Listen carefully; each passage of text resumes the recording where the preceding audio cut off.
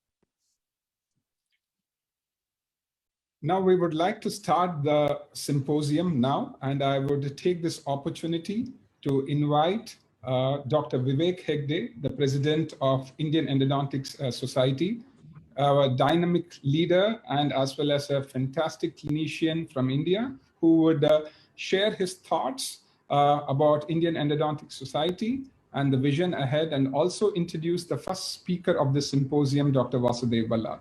Over to you, Dr. Vivek. Thank you, Gopi. It's a very happy thought and sight to see the IES progressing in these times. I know it's very unprecedented and tough time for all of us. But even in this online times, we have done quite a lot of good activities. And I'd like to congratulate each and every one of us, the entire team, for being there with us, for conducting all those activities that we've done. With respect to today's activity, this is also one of our verticals, the endodontology. It's led by Dr. Gopi Krishna and the entire team. I'd like to wish Dr. Gopi and his entire team for bringing up this program, because it's a very noble initiative and it's a much needed one. So I think with this, without wasting much time, I'd like to introduce the first speaker. There are 4 speakers. Greetings to all the speakers from Anil, Ismail, Vasudev and Nandini. You all are authorities in your own fields, in your own respective merits. I've been given the chance to introduce Vasudev. Vasudev is my junior from Manipal. Vasudev did his BDS in SDM Dharwad and MDS from MCOTS Manipal. He also went on to do his PhD in the same college, and now he's working as a professor in the same Manipal College of Dental Sciences, Manipal. What makes him special is because he's in the editorial board of a number of journals. Of what I read about him, he's got about 22 journals, which includes mostly international and also some national. He has collaborated in so many review projects, both international and national projects, most of it again international. What I liked in his biography or in his literature was he has been a reviewer for about 71 international journals and 5 national journals. He's an associate editor in the BMC Oral Health, Endodontology, the Journal of Conservative Dentistry, the JCD. As a reviewer, he's got many awards given from the JOE, the AAE, the Elsevier publications, the Journal of Dentistry, a Journal of Herbal Medicine, and so on. The list goes endless. We all know his core interests. It's in smear layer, irrigation, intracanal medication, biomaterials. So I think because he's been a reviewer in so many places and so many times, that's why I think Dr. Gopi has chosen this topic for him. It's a very apt topic to bring him here. I think, Vasudev, if I have to say more about you, you are a little junior to me since childhood. So from KG to PG, we were always together, except for the little time when you did your BDS in Dharwad. I've seen you grow from a small town boy to what you are today. You really reached heights. Your family and you should be very proud of it. Congratulations to you. I know it's virtual, but anyway, ladies and gentlemen, let's all put our hands together to welcome Nidambur Vasudev Ballal. The floor is yours. The podium is yours. Welcome, please.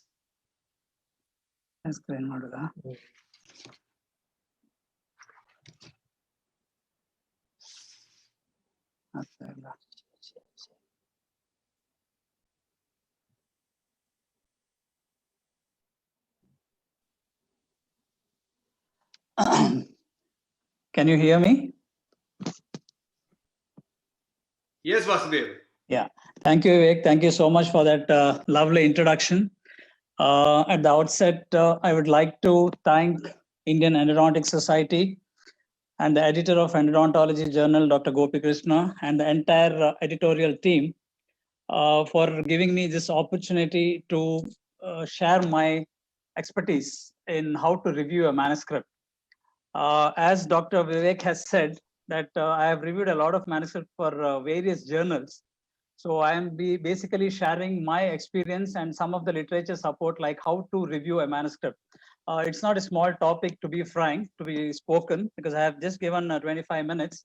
So I'll try to condense as much as possible. In case if I couldn't finish or if I can't finish anything left over, I think we can see in Q&A session. So now coming on to the thing, like so many people, I mean, especially juniors, they ask me like, what is the point reviewing a manuscript? That is why I have put this slide. So I know it is a thankless job reviewing a manuscript. You may not fetch anything initially, but first thing is you should know it is your professional responsibility. Every author is a potential reviewer. You should remember that. When an author does multiple publications and research project, he or she automatically can be a reviewer. Second, when you review a manuscript, it enhances your knowledge in the research field. You get a lot of knowledge in different various aspects. That is second. Third thing is it provides innovative ideas to conduct your own research. So as you review manuscript, you get different ideas. Some ideas might be in the same area where you work. So that is a very good advantage of reviewing a manuscript. Fourth is you can mentor early career researchers. So once you are experienced with review, when you conduct a lot of research project, always it is a very good opportunity to guide youngsters so that they also can come up in their research field. The last but not the least is as you grow in research, you will be recognized by the reputed journal editors. And you can, if you are interested, like you can review a lot of manuscript in reputed journals and you can get your name and fame. So these are all the advantages why we need to review a manuscript. Now, basically in my presentation now, I have divided it into 3 parts. In the first part, I'll be telling about like what are the points we need to ponder when we review a manuscript. I'll be talking only about the basic points because I'm not able to cover the entire aspect in depth because of the lack of time. So I'll be talking about the basic aspect right from the abstract up to the reference, what and all a reviewer have to see when he or she reviews a manuscript. The second half, I'll be telling about once you review a manuscript, how you should give the comments to the editor, in what way you need to give your comments to the editor. And the last part, which I always feel is very important, is the ethical aspect of peer review process. So this is how I'll be doing my presentation. So coming on to the first aspect, how you need to review a manuscript. So based on my experience, before you review a manuscript, you will need to remember some points. These are, the first thing is always treat the manuscript whichever you review as your own. It is very important to know that, okay, when you send your manuscript for any journal, if you get very harsh or bad comment, definitely you will feel hurt, isn't it? The same way, that is why I said always consider the manuscript which you get for review as your own. That is one thing. Second thing, always respect the manuscript whichever you get for the review and be polite. Don't give very harsh or shrewd comments. I know some manuscripts are very, they won't follow the guidelines, they don't do the study properly, etc., etc. But still, as a reviewer, you need to be polite and you need to give a good comments. Third, always provide constructive criticism. The review comments, what you give, it is not like you should not show like how much knowledge you have. That is not the thing. You need to realize the author feel like what you exactly wanted in this manuscript, how the author can improve the manuscript. That is where your ability lies. That's why, as it is said, the task of a reviewer is always to see what authors have not seen. So you need to give a constructive criticism. Fourth, before you review any manuscript, ask yourself, are you fit to review? Just because somebody has given a manuscript for you to review or because of any peer pressure or etc., you need not review a manuscript. Always you need to have a scientific knowledge. It is very important. Otherwise, you may not able to give a very good review comment for the author and the editor. So it is always, if you ask me as a personal experience, it is better you to have your area of expertise. So when I get manuscript to review, I don't review in all areas of endodontology, even though I know a little bit of other areas. My core interest, as Dr. Vivek said, is on root canal disinfection and irrigation. So majority of the articles, whatever I have reviewed till now, is basically based on the irrigation aspect. So I have my core area of interest so that I can give a good comment in this area. So it is always better if you have a good area of research expertise where you can give your comments. Next is, when you give your comments, please don't be biased. You might have a positive bias or negative bias. That means when I say positive and negative, intentionally accepting some manuscript because you know the author, or intentionally rejecting the manuscript because you doesn't like that author. So this is very, again, unethical, which I'll be speaking in the end. So always, if you have any conflict, if you know, sometimes it happens because sometimes there is no double-blinded peer review process in some journals. So you will come to know who is the author. So if you have any conflict, please then and there tell to the editor that you have a conflict of interest and you don't like to review this manuscript. The editor always appreciates that. Remember that. Next is the respect the confidentiality of the peer review process. This is also very, very important. You need to keep it confidential. Don't tell your authors who are your friends or your members in your department or anyone, I got this manuscript for review. These are the authors. No, never do that. Keep the confidentiality. Have the author guidelines knowledge. When you review for multiple journals, each journal will have their own set of author guidelines. It is always you need to know the author guidelines, because unless you don't know the guidelines of author, the comments what you give to the author may not reflect that of the journal. So always it is better you know the guidelines of the journal which you are reading and then only start your review process. Last but not the least, always maintain the time frame. Otherwise, it's going to be a hell of a thing for an editor if you don't maintain the time frame. You need to always see that every journal gives you some period of time, window time, that to review the process, you need to maintain that. So now coming on to like when you get a manuscript, how will you start to review? So first, basically what you need to do is before you start reviewing, just remember these three things. First, you see the abstract, because as it is said, the abstract will tell you the entire manuscript, what it is about. So just glance at an abstract, see whether you can review this, whether it is in your confines, whether it is in your area of interest, then you carry on. Second thing, whether the manuscript which you got, whether it falls into the scope of the journal. This is also very, very important.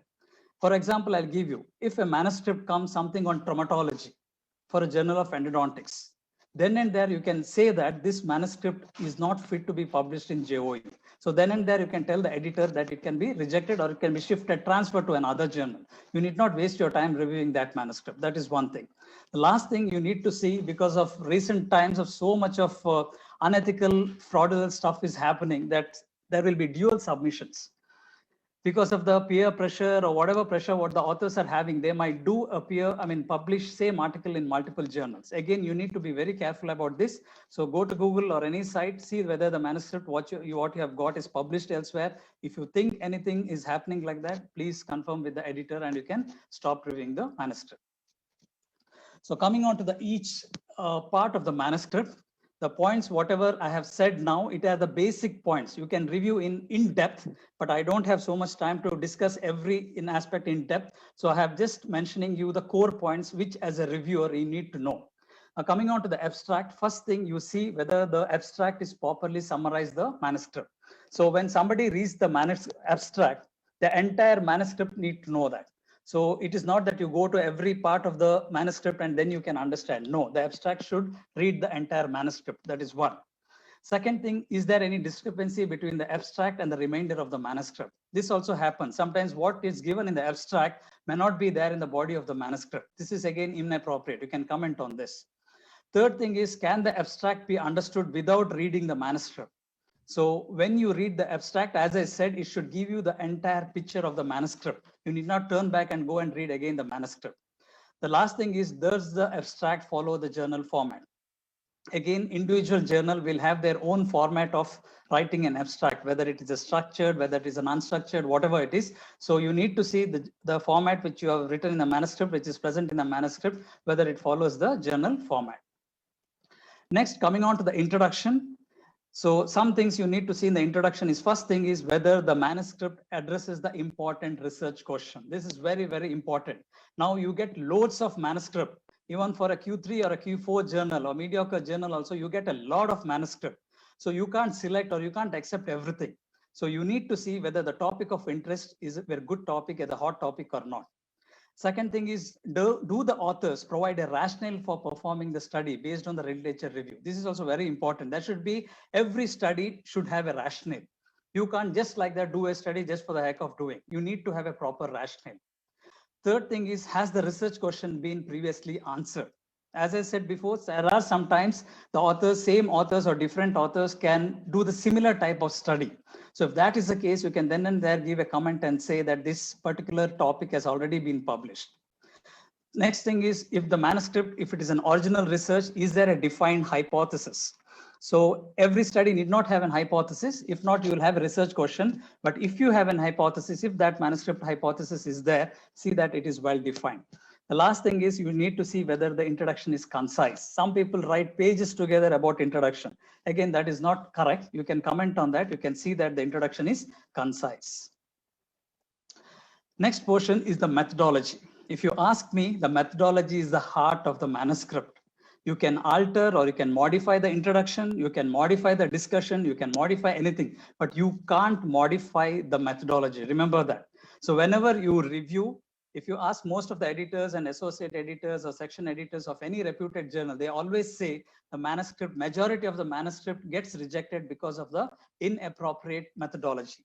Because poor methodology will always impair the credibility of the manuscript. So you need to give your maximum importance or maximum time when you review the methodology of a manuscript.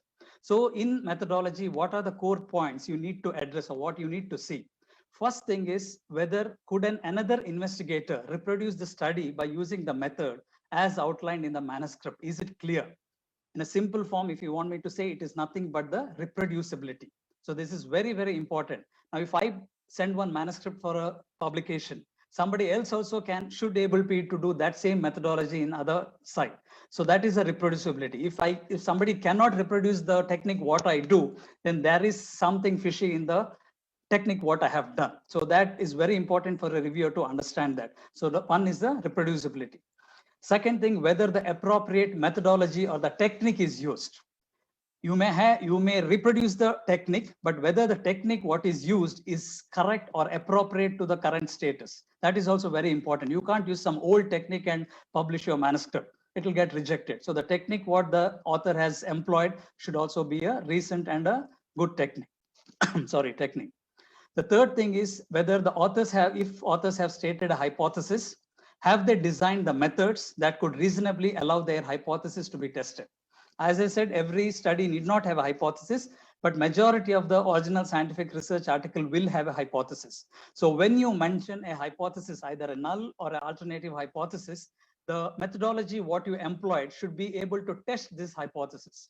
If the methodology is not able to test, that means there is some problem with the methodology or the technique what the authors have used. Again, this is one of the very important point. As a reviewer, you need to think and you need to comment. Next comes the results. So in the results, first thing what you need to see is, are the results clearly explained? So it should be very clear. When a reader reads that particular manuscript, he or she should be able to understand the results very clearly. Second thing is whether the data analysis is appropriate. That is the statistical analysis. This is very, very important. Statistics is always the game changer in a research when you do a study. So I always say, in case if every reviewer or every researcher may not have a very good expertise in statistics. So if you are not very good in statistics, you can always ask the help of the editor, because most of the reputed journal will have their own statistician. So if you feel there is something flaw in the statistics or there is something fishy in the statistics, or if you can't understand the statistics what is given in a manuscript, always you can take the advice of the editor and tell the editor that the statistician needs to be consulted. Very, very important. Third thing is, does the order of presentation of the results are parallel to the order of presentation of the methods? Because in some manuscript, in the reputed journal, you can see there will be multiple parameters. It is not only one parameter which will be published. So when there is multiple parameters, the results also should follow the same parameter in the same order what is given in the methodology. Otherwise, it is very confusing for a reader. The next is, are the results reasonably expected or they are unexpected? Sometimes you might get unexpected result. So you need to be very careful when you get such results. I'm not telling always unexpected results are bad or you may not get, but you as a reviewer, you need to be very careful. Simple example, if tomorrow when you do, if a paper comes on antimicrobial action of some irrigant or something, if they say hypochlorite is not effective, but a distilled water was very effective. See, this is an alarming situation. Even though the results are very, very unexpected. A water cannot be more powerful than hypochlorite. So in case if you get such type of manuscript, always be cautious. The last thing is, are the extrapolated results that are not preceded by an appropriate explanation in the method section? So sometimes what happens is the results what they are given may not have a clear explanation in the methodology section. So this also you need to correlate. So when you read the results, you need to know the methodology also equally well. So methodology and the results goes hand in hand. Next comes the discussion. So in the discussion, you need to see these certain points. First thing is the discussion concise and focused? Again, very common problem of the authors who are initially doing a research is half of the discussion will be the half of the introduction, because they don't have anything to discuss. They just copy the introduction and put in the discussion part. Again, this is not correct. In discussion, there need not be any part of the introduction. So it should be very focused and concise. Second thing is, if a hypothesis was verified or falsified, if no hypothesis was proposed, then to the author with a research question, what they have given, have they answered it or not? So usually when you give a hypothesis for a study, either it can be accepted or it can be rejected. So all these things has to be written in the discussion. So you need to see whether the hypothesis were accepted or rejected, or if there is no hypothesis, whether the research question, what the authors have claimed in the introduction, have they answered it or not? Third thing, whether the results are discussed in the light of previous literature studies. So this is also very important. When you discuss the result of the present study, the authors need to compare their study with the previous similar study. Some studies of similar nature would have been published before. So they need to compare their results with the previous study, and that has to be written in the discussion. Fourth point is, if there are unexpected results, do the authors adequately account for them? This is again one of the area where usually some of the authors, they have already, if you see the Nature journal, there was one study where they have seen how many authors, they published their negative results. And when they saw that around 75% of the authors are scared to publish their negative results, because they are scared whether their article will get rejected. That is completely wrong, because what I feel is some negative results might be a breakthrough in research. You always need to write your negative results also. Don't try to hide your negative results. So as a reviewer, you need to see this. It's very important. Next is, do the authors note the limitations of their study? Remember, whichever journal or whichever author, none of the study is 100% perfect. You should remember that. Some limitations might be there, or some improvement might be there, which can be done to that particular study. So the authors need to mention their limitations. Next is, are the author's conclusion? This is not a part of discussion. This is a part of the conclusion. So when you read a conclusion, you need to see that whether the conclusion is justified by the results which is found in the study. So sometimes what happens is author will start to give the scope, will start to write, etc. I mean, a long type of conclusion which is not relevant to their study. So that is not acceptable. The conclusion should be directly justified by the results of that particular study, what they have got. So as a reviewer, you need to comment on this if it is not appropriate. So once these are the main parts of a manuscript, what you need to see right from your abstract to discussion. So once all these things are being clarified from you as a reviewer, next you can go for a figures and graphs. So again, all the manuscript may not have figures or may not have graphs, but in case if they have some figures or graphs, you need to consider this point. First thing is, are the figures and graphs appropriate, and are they appropriately labeled? This is very important. Would a different figure illustrate the better chart or better findings? Sometimes the figure what is presented in the manuscript may not completely represent the result of the study or the methodology of the study. So at that point, you can tell the author this figure is not appropriate for that particular journal. Or sometimes a flow chart is also very, very helpful tool. Especially when you have a complex methodology, a flowchart also can be added. So all these things has to be commented as a reviewer. Second thing, do the figures and graphs adequately show the important result? As I said, what is given, what results have been got has to be duplicated in a figures. So when you see a figure, if you cannot understand what is a result, then there is no point putting such figures. You need to comment on that. Next thing is, do arrows need to be added to depict important or subtle findings? So especially, for example, I can give you is histological figures. So when you have a study based on histology, there will be a lot of histological figures. Usually the label says that cell, osteocyte, fibroblast, etc., etc. But when a reader reads, he may not know which is osteoblast, which is fibroblast, which is blood vessel, etc. So they need to point out that by arrows or by any symbols. That is also important for a reviewer to comment on a figure. The next thing is, do the figure legends provide a clear explanation that allows the figures and the graphs to be understood without referring to the reminder of the manuscript? Very, very important. When a reader reads a figure, the legend itself should be explanatory, self-explanatory. So when you read a legend, the author or the reader should know what is the result of the study. He or she need not go back to the result section and see the results. So the legend of the figure is also equally important like a figure. So you can comment on this if you feel the legend is not appropriate. So coming on to the tables, you can comment on these 2 points. If there are tables, do they appropriately describe the results? Should one or more tables be added or deleted? So sometimes you need to add more tables if you feel there are multiple parameters, or sometimes you can omit the tables because multiple tables which are giving the same results are not required. But main thing what you need to see is whether the results are appropriately described in table or not. If not, you can directly say this table is not required. Whether duplication of data is found in the text and table. Again, this is one more common thing what happens. What is given in results, same thing will be given in table. Sometimes it is not necessary because for the journal people or the editor or the publisher of the journal, the space is a very important problem. It's the main problem. They don't want unnecessarily to put multiple tables so that it consumes the space. So you can always comment on this and tell that you can remove this particular table because it does not require, because it does not directly reflect the part of the result. The last part coming on to the references. So when you see the references, first thing what you need to see is, does the reference list follow the format of the journal? Each journal will have their own format, as I said for the abstract. So the reference also should follow the same format.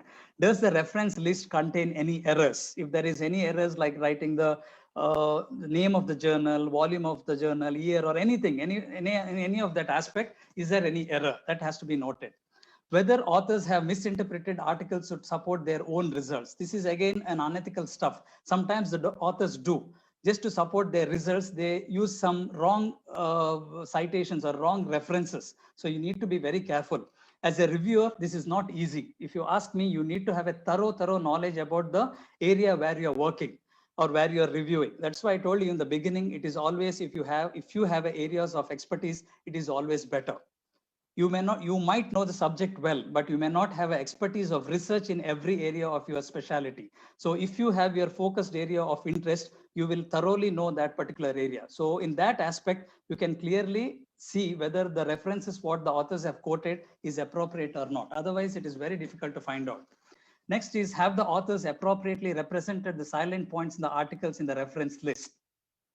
So sometimes in the discussion of the methodology, there will be some very important aspect the authors will be quoting, some new findings, etc., with the previous results. So you need to have a proper reference for that. So that also has to be checked. Are the references listed are appropriate and recent? So you can't quote some 1960s or 70s or 80s references for the part of the study which is done in 2020 or 21. So the references cited also should be of recent references, unless and until there are some key references of 60s or 70s, which is a pioneer references that can be quoted. But otherwise, the reference should have been the recent references. Whether the authors have listed too many self-citations. Again, this is a fraudulent or unethical thing. What some people do, they cite too many of their own references because they are working on a similar area. Again, this is unethical. You should comment on this and tell the authors they cannot cite the self-references or self-citation just to improve their citation score. The last is, are there more references than the necessary? Again, I told you each journal will have the one particular numbers of references. So ideally, when the authors submit the manuscript to that particular journal in the first stage, they should not cross that number.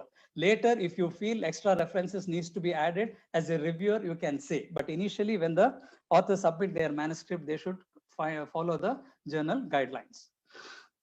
So once you have reviewed the manuscript, now you need to know how you should give your comments to the editor. This is also very, very important aspect. You might be a very good reviewer, but you may not know how to present your review to the editor. So that is a gap where you need to fill, because the comments what you give to the editor is very important so that you will be recognized by the journal editor. So when you write a comment, usually there are two types of comments or reviews what you give. One thing, it is called as an informative review, and the other thing, it is called as a non-informative review. So when I say informative review, that means it is in depth or in detail. So ideally, you need to give an informative review. You need to write review in detail. The comments what you give to the editor or the associate editor should be in depth. So what you can do is you can classify your comments as a major and minor. This is my way of doing. You can write in any format, but better it is you write as a major and minor comments. Either you can write major and minor comments for each aspect of your paper, that is abstract, introduction, methodology, discussion, everything you can write major and minor comments, or you can write entire manuscript, some major comments, and the entire manuscript, some minor comments. Any format you can follow, but whatever format you follow, just see that you will write the review, what you write will be very informative. And the second thing, what you need to know is you need to provide references. Sometimes you might say, for example, I tell you, if I say this manuscript has to be rejected because there is no adequate novelty in this manuscript. So when I say there is no novelty, or when I say there is no rationale, it is better you provide references. You can say similar study has been published before, that is why you are not accepting this manuscript. Please quote the reference of the previous study which is published.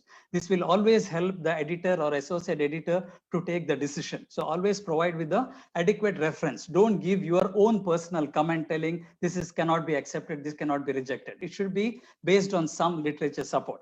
So coming on to the non-informative review, some people write very small type of review that is called as a non-informative review, which is not accepted by most of the editors. So when you say non-informative review, there are again three types. One is called as a snapshot review. That is very, very short. Just a single sentence telling there is no novelty in this manuscript. That is why I am rejecting. Again, this is a very, very short review. You should not write a comment like this, because journal editor may not be in a position to take the decision by when you write like this. The second thing is called as a mixed signal review. So in mixed signal review, what you write is the comments what you give differ from the recommendation what you do.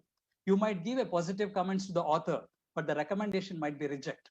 Again, this is a problem for the editor or the associate editor. They might be in a dilemmatic situation, whether to accept or reject the manuscript. The third type of non-informative review, it is called as a hidden agenda review. So in this review, you give different comments to the author and different comments to the editor. For example, you might give a positive comment to the author telling very nicely done manuscript, etc., and I will accept it. But for the editor, you might give a negative comments telling this manuscript is not up to the mark, so you have to reject it. So again, this is a dilemmatic situation for the editor, whether to accept or to reject. So don't give these type of comments when you give your comments to the editor. So how will you decide whether you need to accept or reject? So sometimes as a reviewer, you will be in a very dilemmatic situation, because the study will be something really good, but some areas you might feel that is not appropriate. So many times you might come in a area or in situation which is dilemmatic. So what you need to do is just remember these three things. First, you see whether the manuscript, the problem is relevant or not. The research question, what the authors have stated is relevant or not. One, whether the study design is appropriate or not. Two, third, whether the manuscript is well written, logical, and easy to understand. If you feel all these three things the manuscript is having, then you can think of accepting. If you feel there is something in all these 3 points, if any one of them is missing, you can think of rejecting the manuscript. So when you reject or accept, usually majority of the journals will have major 4 recommendation, that is accept, accept with minor revision, accept with major revision, or reject. Usually accept will never happen directly. Most of the manuscript will have some modification. It might be minor or it might be major, or the manuscript can be rejected. So at last, you need to remember always, don't confuse the editor or the associate editors. Give a very good, informative, in-depth analysis of your review comments. One. Second thing, always be firm with your decision. So this, why I'm telling you, you need to be firm with your decision is sometimes when the manuscript you have rejected, but the other reviewers or 2 or 3 reviewers or 4 reviewers accept, the manuscript might get submitted to you. It might come back to you for resubmission, again for second review.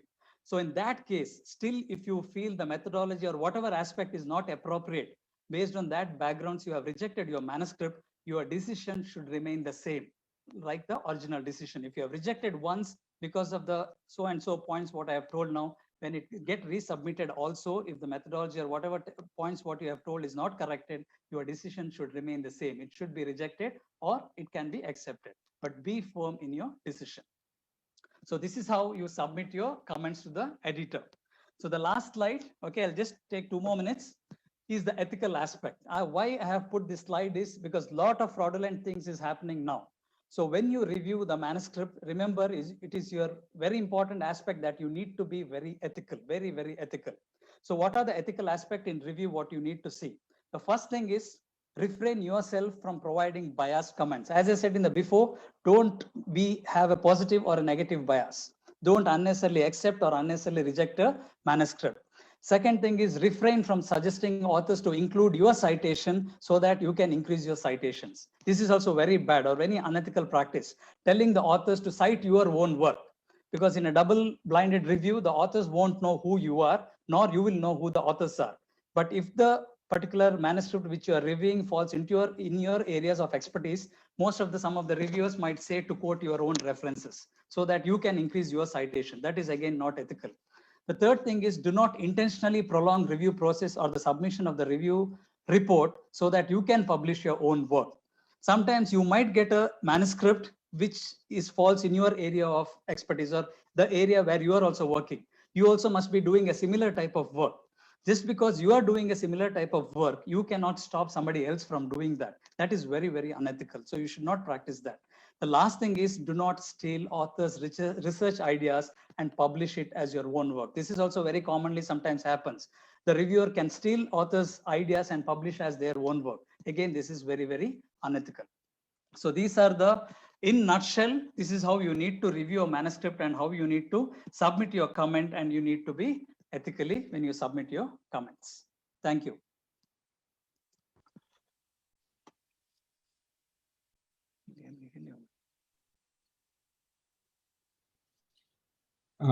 Thank you, Vasu, for a fantastic and very concise but very, very elaborate way of how to review a manuscript. And in this way, I have two questions to ask you.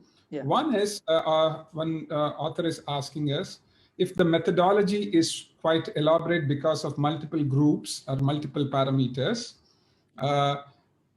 What do I do if I have to explain methodology versus results in terms of word count? Where do I concentrate more? Explaining more on the results or on the methodology? You mean to say while writing the results, is it? Yes. Yeah, they're basically asking as an author here. Yeah, as a result, you need to explain in detail whatever parameters you have done. But you need to decide whether if you have, usually this happens in a PhD papers, when you have around 6 to 7 parameters.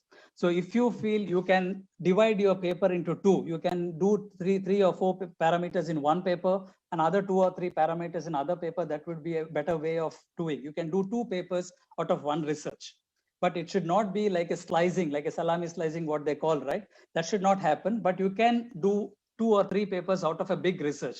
That usually happens in a PhD research. Otherwise, if you have a 2 or 3 parameters, you need to explain the results in detail about all the 3 parameters, even though it is big enough. If the reviewer or the editor feels that the word count is more, they will always tell for you to reduce the word count or shorten the results. But as an author, it is always important you give the full results of the parameter, whatever you have done. Don't give a shortcut. That is always, it might be a scary. The reviewer may not like it and they might reject the manuscript. Thank you, Vasu. And at this same time, this presentation would probably motivate reviewers to write better, because we get a lot of reviewers, in my experience, who give us what I call as gunshot reviews. They give one-word reviews. No. It's either accept or reject or 2 words, and we have no idea why we are doing this. So I think this is a wonderful presentation which would help people to understand how the review process is all doing. Thank you, Vasu, for your informative and well-designed how to review a manuscript session. Thank you on behalf of Endodontology, and on behalf of the board, we would like to present you a certificate for the same.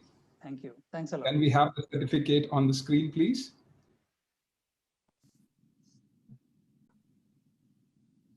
Thank you, Gopi. Thank you so much. Thank you. It's been a pleasure to have you part of this session, Vasu. And I would really try to make this into, I think, a publication, and or a guideline which we can keep it in our journal, which would probably help our reviewers later. Probably we can work on this later. Thank you once again. Thank you. Thank you. Thank you, Gopi. Thank you so much. Thank you. And now I would like to go to the next session, and I would like to invite Dr. Sanjay Miglani. Can we have Dr. Sanjay? Dr. Sanjay Miglani is the General Secretary of Indian Endodontic Society, and he was also the former editor of our Journal of Endodontology, and he's also currently heading as the Education Committee of the Asia Pacific Endodontic Confederation. So, Dr. Sanjay, we would like to have you and have your thoughts on your vision for Indian Endodontic Society, and also take this opportunity to invite our next speaker, Dr. Nandini Suresh. On to you, Dr. Sanjay. Thank you, Gopi. I'm not able to, start my video, but that's okay. Good evening, everyone. It is a pleasure to meet you all. And our editor, Dr. Gopi Krishna, and his team has done a great job.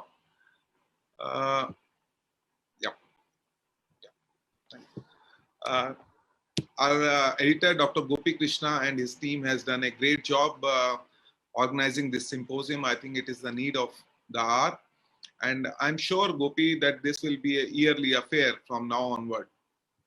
The journal is going leaps and bounds under his leadership. And on behalf of Head Office of Indian Endodontic Society, I congratulate him and his team and promise all the support for all the future endeavors too. I will not take much of the time. The next speaker is Dr. Nandini. Dr. Nandini Suresh is an associate professor in Meenakshi Ammal Dental College. She graduated from Ragas Dental College and completed post-graduation from Meenakshi Ammal Dental College. She received her board certification from Indian Board of Endodontics in 2016. And she also served as associate editor of Journal of Conservative Dentistry from 2008 to 2016. Currently, she is the associate editor of Endodontology, and which is an official publication of Indian Endodontic Society. She has 43 international and national publications to her credit, and she does various collaborative research projects with the other national and international dental schools. She is currently the reviewer of 10 PubMed index journals, and her area of interest is in ethics in research, resorption, regenerative endodontics, and nanomaterial.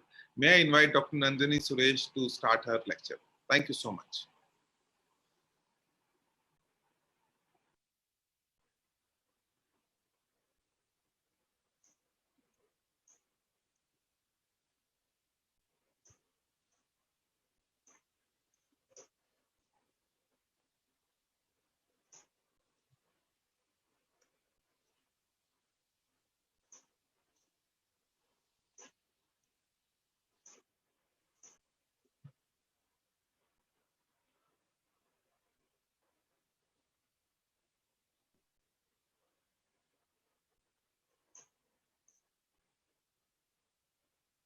Thank you, Dr. Sanjay, for your kind introduction. And I thank Indian Endodontic Society and Team Endodontology for giving me this opportunity to present this particular topic in this forum, because responsible referencing is one of the most important things in a manuscript that most of us always neglect, and we always think it's the tail end of the manuscript. So is my screen getting shared? Yes, Nandini, yeah. Thank you. And the first question everybody has is referencing a very important aspect. Even when I was in my learning phase, I always pushed this to the last of my manuscript writing. But unfortunately, it is one of the most commonest mistakes we make in scientific writing. And whoever submits a journal to one of the reputed journals, well, when it comes for revision, we always see this, that their article has number of typos in the reference section. It is actually auto-generated mail, but they insist on this point because they don't want any mistakes in the reference section. And not only the typing errors, but there could be a lot of manual or citation errors that can cause a lot of dire consequences. So the first rule is we should just open up our mind and definitely know that reference section is extremely important. Now, other than the typos, there are a lot of errors that can go without our knowledge. So what is this citation? We keep seeing this citation word everywhere. Actually, citation is a notation of the particular source inside the body of the text. Here I highlighted the name. So the citation could be a citation of the author, or it could be a numerical citation of the source of the reference. So it could be a superscript or within the parenthesis. But references are the list of the incited sources in the end of your manuscript, which can come in order of occurrence or in the alphabetical order. But bibliography usually refers to the cumulative work of both the incited references plus all the references that the author has usually looked up on for the project. It does not mean that it has to be cited inside the in-text citations. So there are various citation styles that we have knowing. There are more than 8,000 plus citation styles that exist. But we don't have to know everything here because according to the NLM, the most commonly used citation in medical journals are following the ICMJ guidelines. And if you see which is evolved from this NLM guideline is the Vancouver style. Any referencing style has two parts. One is the in-text citation and one is the source cited in the list in end of the manuscript. So in your Vancouver style, the in-text citation is usually numerical and it always comes in the order of occurrence. One of the most common mails that we get is what is order of occurrence? The order of occurrence is that the numbers should come in sequence like 1, 2, and 3. You cannot start your citation with 8 and then go to 20 and then insert your number 1. So it has to come in sequence. The other major citation style that we use is the Harvard style. Here in Harvard style, there's a mild modification. There is no numbers, but it is a author citation in parentheses. So what happens here is if it's a single author, we don't put the et al. It's just the author and you quote the year. But if it's going to be two authors, both the authors has to be mentioned with the year. More than two authors, we have to put the first author et al. Followed by the year. So these are the basics of the Harvard citation. And in the sources title list, it has to come in the alphabetical order. So whatever is the type of citations we are using, there's something called as the basic anatomy of the reference. That is, it has an author. It could be first name, second name, or some journals prefer only the second name. And then comes the title, then comes the journal name. Then we have the year, the volume, and the page number. All the reference styles has all these parts, but it is only a subtle difference among various citation styles. So the three top citation styles we use in medical journals, we can see the subtle differences here. It's the same citation, it's the same reference, but in NLM, you can see the DOI is being given. We have the PMID, we have the PMCID number when it is NLM format. Since Vancouver's evolved from NLM, it's more or less the same, but they don't have the numericals of DOI and PMID. When we go to Harvard style, there is a slight change that the year goes after the author's name and your official abbreviation of the journal is not there. It's a full name and it is in italics. So how are we going to know what we are going to do? The major thumb rule in any scientific writing is first, not only for referencing, but first is select the journal where you're going to submit. And the second point is follow the author guidelines, not only for referencing, for everything. So even for referencing, we have to see the guidelines for referencing, how to cite a book, how to cite a journal, and how to cite a website. So we must be thinking it's really a very tough job. Yes, it was a very tough job. When we were PG students, we used to have all these box files. And we used to segregate it based on the subject and the journals. And then you have to maintain a note so that we'll be able to locate the article from which article and all those things. And we have to sit and manually type all the references like this, which can lead to a lot of errors. But nowadays, technology has so much improved that in the click, you have so many citation generators. That is, it's all free and online. We don't even have to download these citation generators, nor we don't need an app or anything. It's just there in Google. You have a lot of citation generators. This is one of my favorite that you just have to go to this website and you can see all the formats are there. Most of the formats are covered in all these websites. And they also give you how to cite a particular source. For example, for a journal, I just have to put my DOI there. And what it gives, it auto-populates. I have not typed any of this. It auto-populates all the authors, all the contents of the reference. And below here, we have our citation. Here, what you see is, this is the one I have highlighted here is called as the in-text citation. For example, if you're submitting for IEJ, this is how we cite. And what here is called as the citation that is going to come out as a reference list that's going to come in the end. That is your post-text citation. Here, but the only problem with such websites is it is there for only, you can store this only for 7 days. After that, it vanishes. So if you want to have it for longer days, you have to buy it and keep it as a premium account. But I want to send it to JOE. I don't want this. Then very simple, just go here and click on change your citation. And you can see there's so many styles of Vancouver itself there. You have to specifically select what you want. And here you instantly, within seconds, the citation changes from Harvard to Vancouver. You don't have to sit and type your commas and full stops and punctuations. Similarly, I created one for a book citation and also for a website. Here you can see that it shows the access date and all those things. All these things were generated within few seconds. So it makes your life easy. So now I have given you a tip of how to make things like without typing.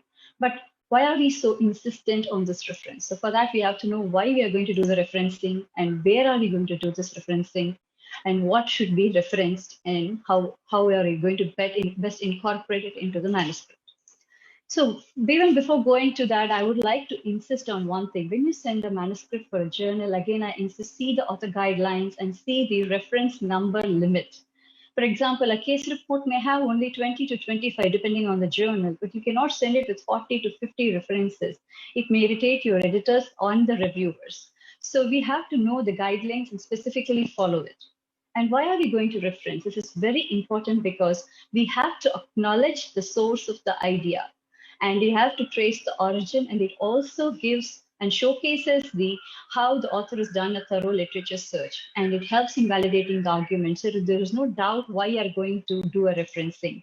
But what are we going to reference? We have to always get the primary source of the article and maximum avoid a secondary citation, and also give reliable and recent citation. We should avoid things like Wikipedia sources, in-person sources. All those references can be avoided to the maximum. But the best question and most oftenly question that is being asked is, when are you going to cite? Whether this sentence requires a citation or what is mostly asked for, so that I will just compile a few examples so it will be easy for comprehension. So when you're going to do, for the first example, G.V. Black is the father of operative dentistry. So we have to know whether this needs a citation. When you know that sentence is a common knowledge, we don't have to cite. That is also depending on where you are going to send the article. If it is going to be sent to a engineering journal or something like that, then yes, your reader is not a dentist, so you have to cite there. But if it's a common knowledge and your readers know about G.V. Black, then you don't have to cite. But you're going to talk something about specifically about, sorry.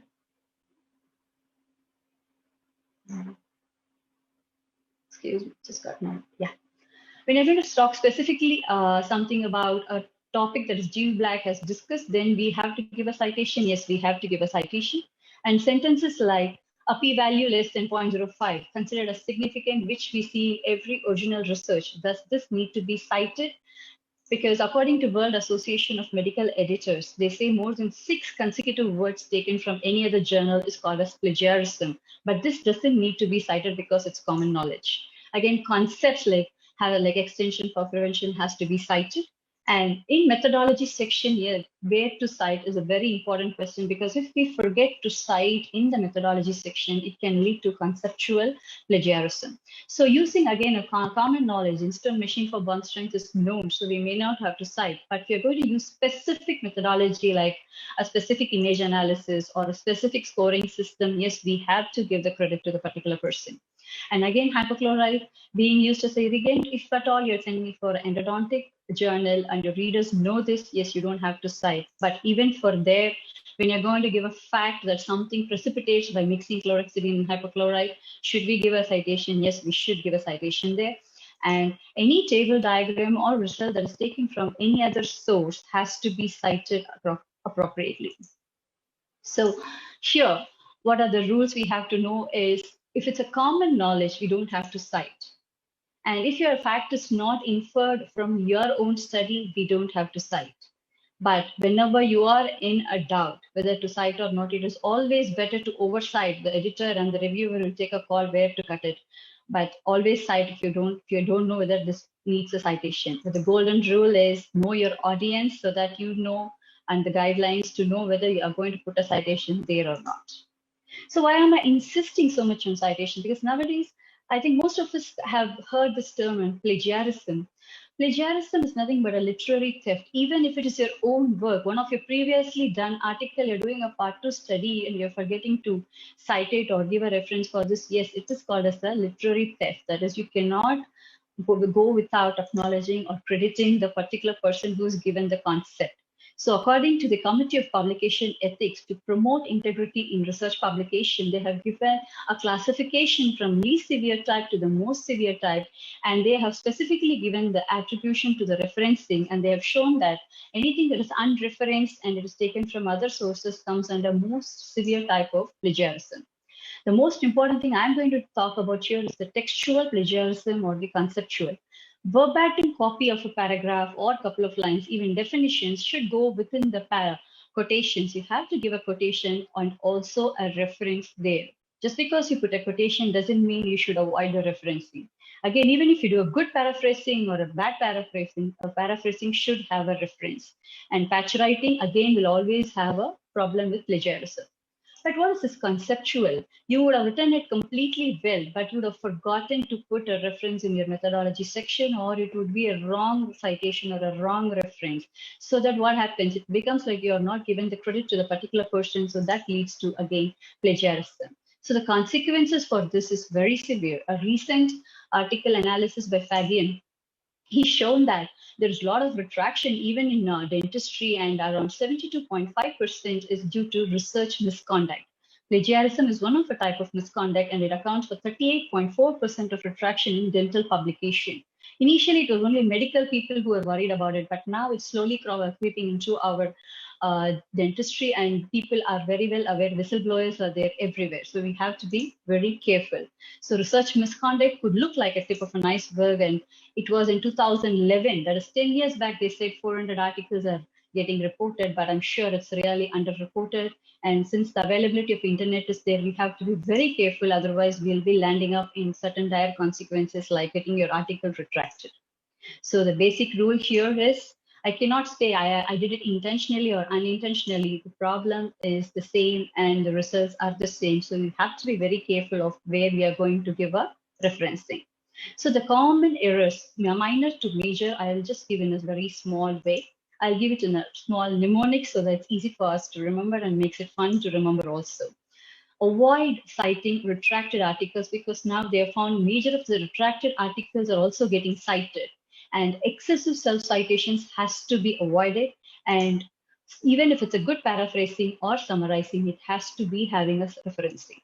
Avoid extremely old references. So we have to give a relevant and a reliable source of reference, and not knowing the guidelines, again, not knowing where to cite or give a reference is going to be a catastrophic. This point on secondary citation and improper citation, I'll explain with an example. Again, the point on both the citation which is going to favor and contradicting to the author. That is, you cannot just use references only to favor you. You have to give all the references, even if it is going to be against your study. So we cannot miss out on all these references. It shows how well you've done your literature search. And the point which is very important is you have to start citations or referencing the moment you start typing your manuscript. Never keep it for a later date, or no kind of laziness will work here. The concept of cite while you write is very important, and start it with the first sentence of your manuscript writing. And there are most common errors, your punctuation, spellings, all these things has to be avoided. But with the kind of technological improvements, with all the softwares we have, I think these errors can be minimized. So we have to have a lookout and have a knowledge of these softwares so that we can use it and reduce these errors. Now let's have an example. When you look at this reference of number 11 and just have a look at this reference number 21 and 22, this reference number 11 is basically attributing to the obturation techniques in curved canal. So what exactly is reference 11 says is it has got nothing to do with anything obturation. So it becomes an improper or an invalid citation there. Again, when you go to the reference number 21 and 22, this is all my own work when I was a PG and I was doing all these errors. So these two, reference 21 and 22, does not even refer to the same authors. So we cannot submit such citations and references to the journal. So it becomes improper citations or an invalid citation. And when we look closely in this example, this author has quoted reference number 2 for a particular loss of pulp vitality due to avulsion, and the original reference that they're given is Martin's article in 2004. So when we look into the Martin's article in 2004, whether he's actually found out whether there is an issue with pulp vitality and avulsion, actually he is actually taken it from one other source. Therefore, this article becomes the secondary source, and the original articles becomes the primary source. We should always take the source, read it completely, and make sure it is the primary source. Unfortunately, even this 2002 article, when we go and look back, it is not the original source. The original credit goes to Anderson way back in 1995. So ultimately, what happens? There is a wrong credit that has been given to Martin instead of Anderson. So that becomes a major issue of secondary citation. So how to avoid it is always get the original source and cite it as your primary reference. If not, I'm not able to get it and I have to give a reference. The alternative is to cite your secondary source in the reference, and you have to give the name of the original source in the paper here. So this is one way to negate your secondary citations. So I've given you what can be the errors that can happen during a citation. Next part will be a very small demo on how to use your whatever softwares you have or whatever you can download to help you in citation.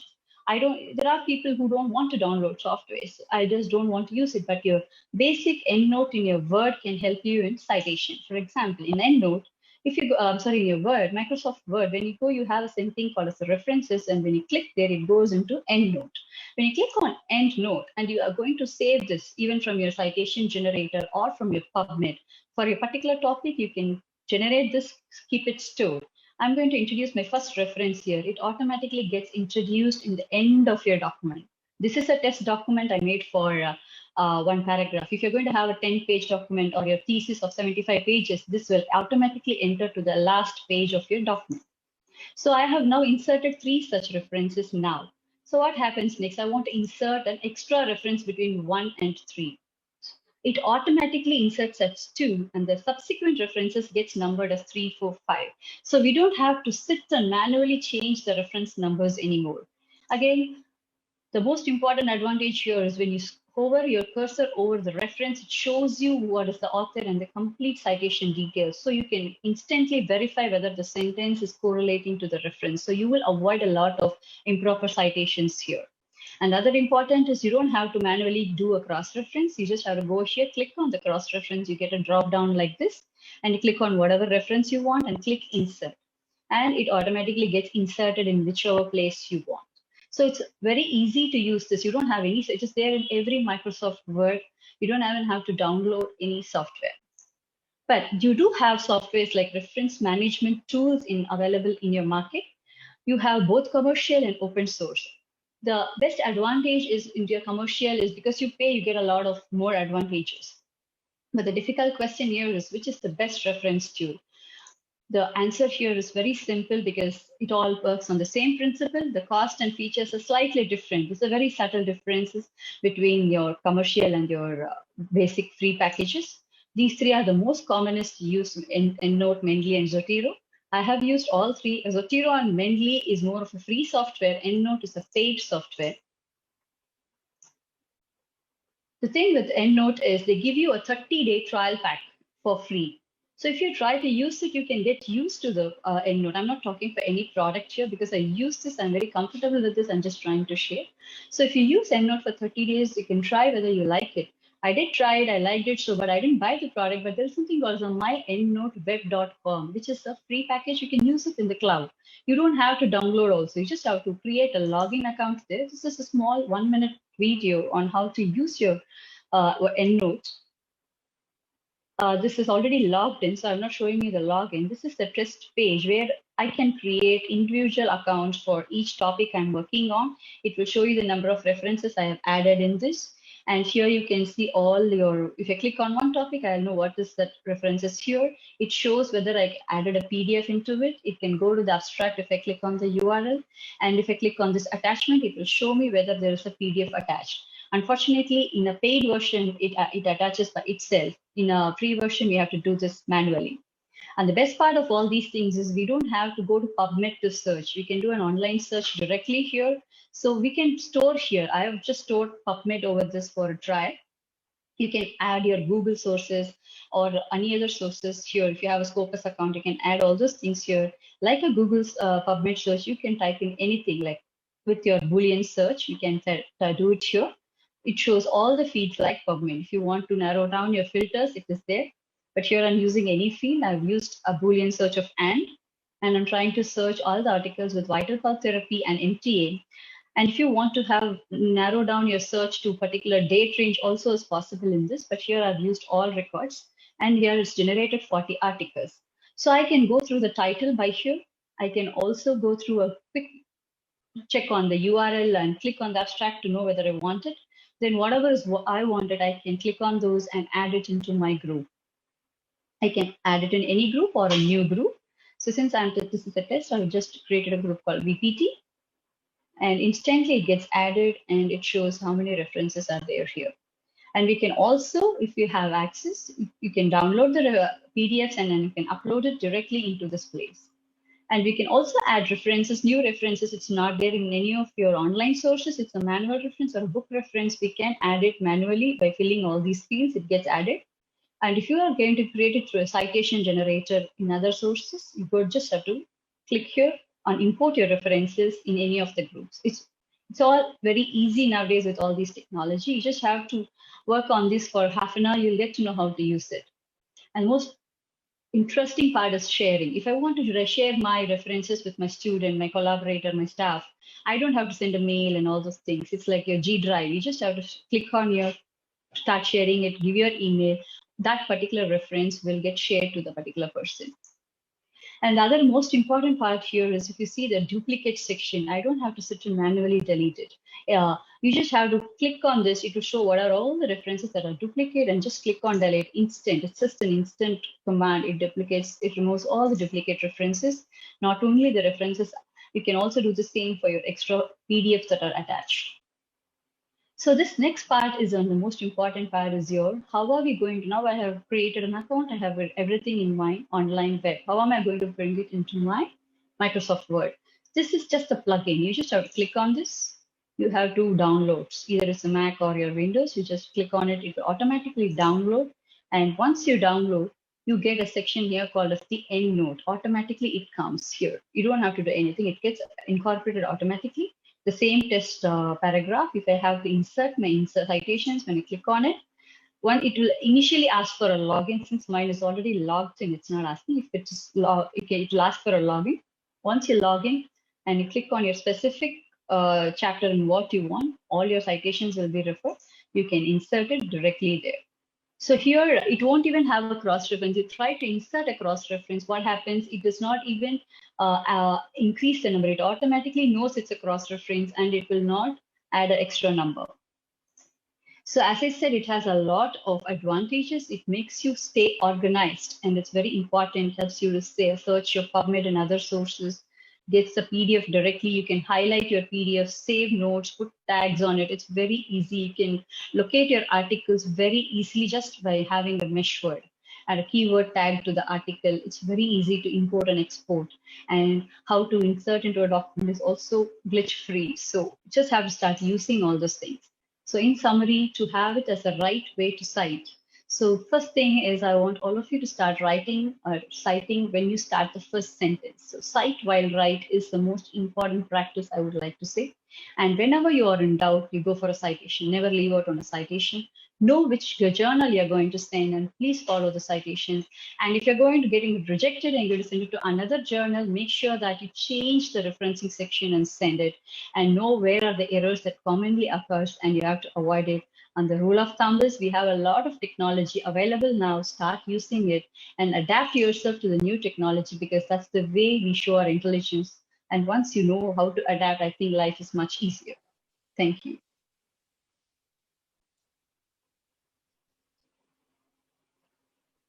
Thank you, Nandini, for a wonderful presentation on referencing.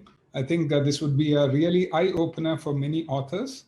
And we already have a request for you to conduct a workshop on this along with Vasu. Probably we can plan sometime later this year. But we have a lot of questions, but I would like to ask only two questions quickly. One is, how do we cite website citations? Are they allowed in index journals? Is one question.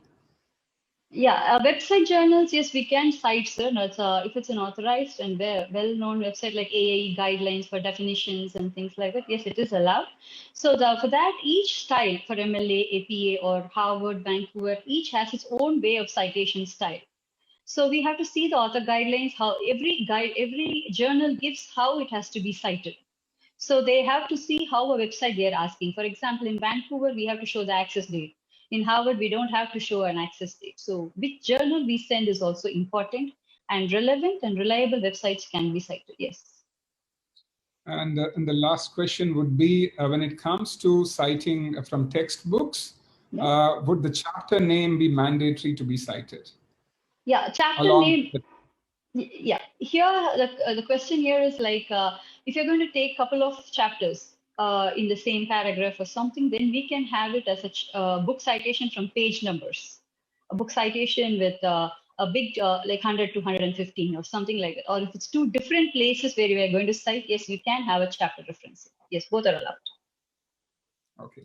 Thank you, Nandini. For lack of time, we would not take questions. Probably we can do this more elaborate next time. Thank you for giving that real workflow which you presented, was very impressive. Thank you on behalf of all of us, and on behalf of the editorial board, we would now like to present a certificate of appreciation to you. Thank you, sir.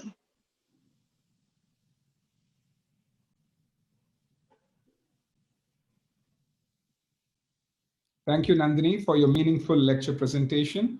And I would now take this opportunity to go to the next presentation, which would be by Dr. Ismail Kapar. And I would have the honor of introducing Dr. Ismail Kapar.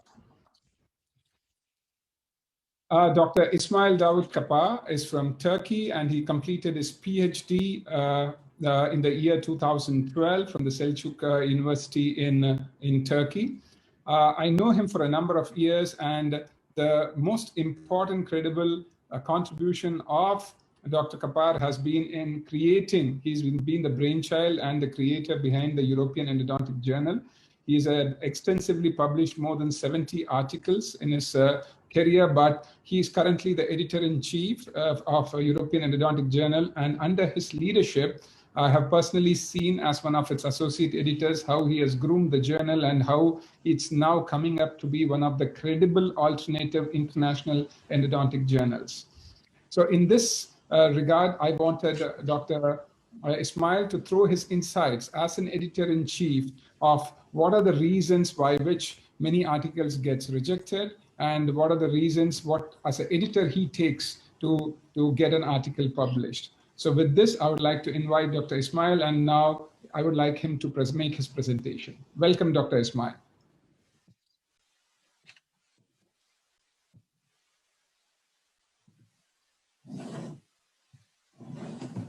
Thank you, dear Gopi Krishna, for your nice introduction. And I would like to thank all of my Indian friends for invitation. Today, I will try to mention about the common reasons for article rejection. As I am an author, I know the difficulties for publishing a paper. And most of the time, when we submit a paper, we have some hopes, and we are waiting the results of submissions. And in that stage, we get some difficulties, and all of us get some rejections. And during this stage, we learn why we rejected from the journals with our mistakes. And the most important thing that try something, and if you don't try submissions for the journals, and you cannot see what is your mistake. And when you start this story, you will see that you get lots of mistakes. And in these presentations, I will try to show my mistakes and why the authors are usually rejected by the journals. As Dr. Gopi Krishna says that I am the editor-in-chief of the European Endodontic Journal. We have started that journal, European Endodontic Journal, 6 years ago. And in this short time period, European Endodontic Journal gets indexed in emergency source citation index from Web of Science, Scopus, PubMed, and Medline, EBSCO, ProQuest, and Turkish National Index. I think it is very important to get indexation from this short time period. we get this success with the contribution of authors and yours. Also, we have lots of submissions from India. And I would like to thank all the authors for the contribution of our journal. And currently, I am working as full-time private practitioner, as a private practitioner.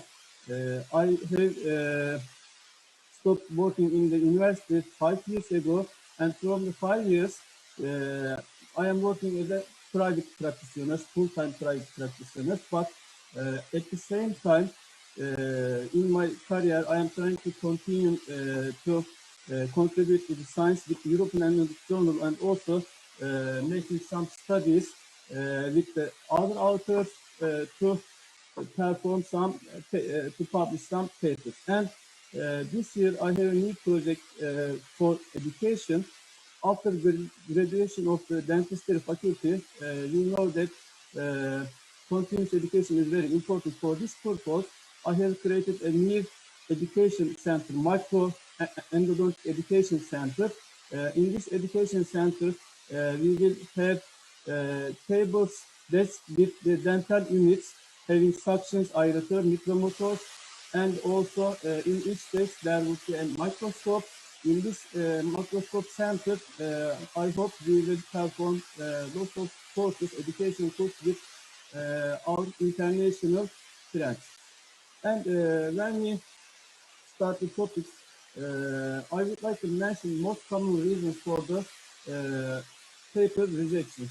And there is a nice paper about the reasons for the rejection. When we look at that paper in 2000, this paper shows why the editors and peer reviewers rejected papers. Most common reason for the rejection is about the study design. I think it is the most important reason for rejection of the papers. If your paper, if your study has a poor study design, unfortunately, you cannot revise. Most of the time, you cannot revise your study design because it is already completed. So, study design is very important. And before starting our studies, we should read previous papers discussion section. In the discussion section of the previous studies, you can see that the limitation of the previous studies, and you can see discussion about the study design. And when you read these discussion sections, you could be able to conduct your study in a correct way. It is very important. And the other reasons about the results, discussion, and unimportance of the topic, but they are not exact reasons of the rejection. You can make some correction with the writing skill, but you cannot correct your study design. And also, there are some technical issues about the papers. When you submit your paper in a journal, most of the journals have a pre-evaluation stage, technical screening stage, and in this technical screening stage, before sending your paper to the reviewers, the journal could directly reject your papers due to some reasons. These are the reasons that the plagiarism problem, the similarity index, the similarity check is very important. When you submit a paper to the journals, the first stage of the checklist is checking the similarity score of the paper. For example, if your paper has higher than 30% of the similarity, most of the time it is a bad effect for the editors. That may be the reason of the rejection, because you have many copy-paste sentences. Also, sometimes in case of low similarity scores, in case of having 2 or 3%, if you have copied a full paragraph, and if you have copied paste a long sentence. Dr. Ismail, I'm sorry to interrupt you, but we have some issue with your audio. Can you check, is there anything disturbing around you? We hear some noise around your area, so we are not able to listen. Yeah, now we can listen to you. I can change my room, sorry. Maybe in this room there is a system that reasons for the problem on my audio. Maybe in this room.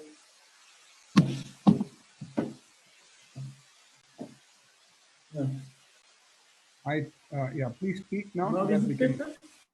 Yeah, it's better. But yeah, but still there is a hiss in the Is it clear background. now? It's not very clear, but so some audio disturbance in the background.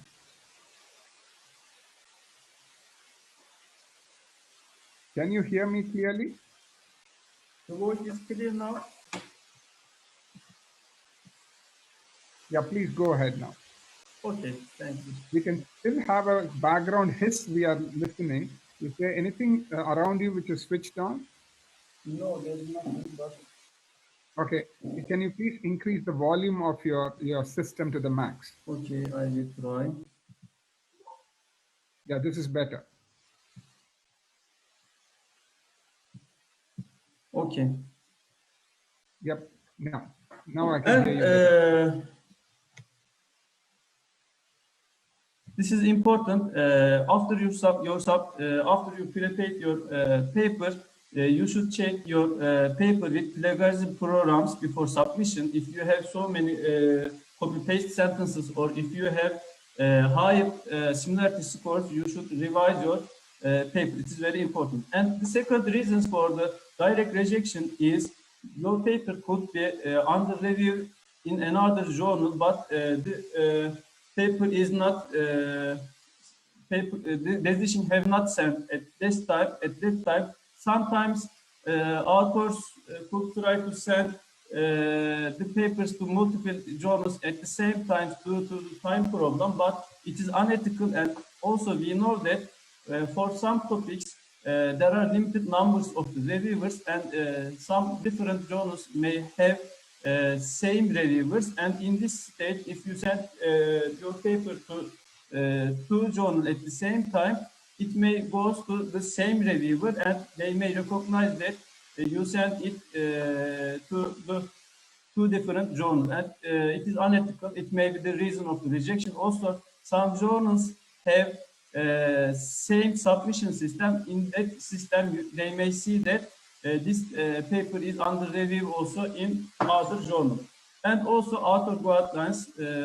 Other speakers have mentioned that author guidelines is very important, because if you don't obey the author guidelines, it shows that you don't respect the journal. If you respect the journal, you should prepare your paper according to author guidelines of the journals, and it is very important. And it is a very bad impact if you are not prepared your paper according to author guidelines of the journal. And the quality of the language is very important. Sometimes you may have a very good study, but if the editors or if the reviewers cannot understand what you mean, it may be the reason of the rejection. So if you are not mother tongue English, you may prefer to send your paper to editing service, or you may prefer to ask revision for the mother tongue authors. And tables and figures are very important because of the indexation and quality.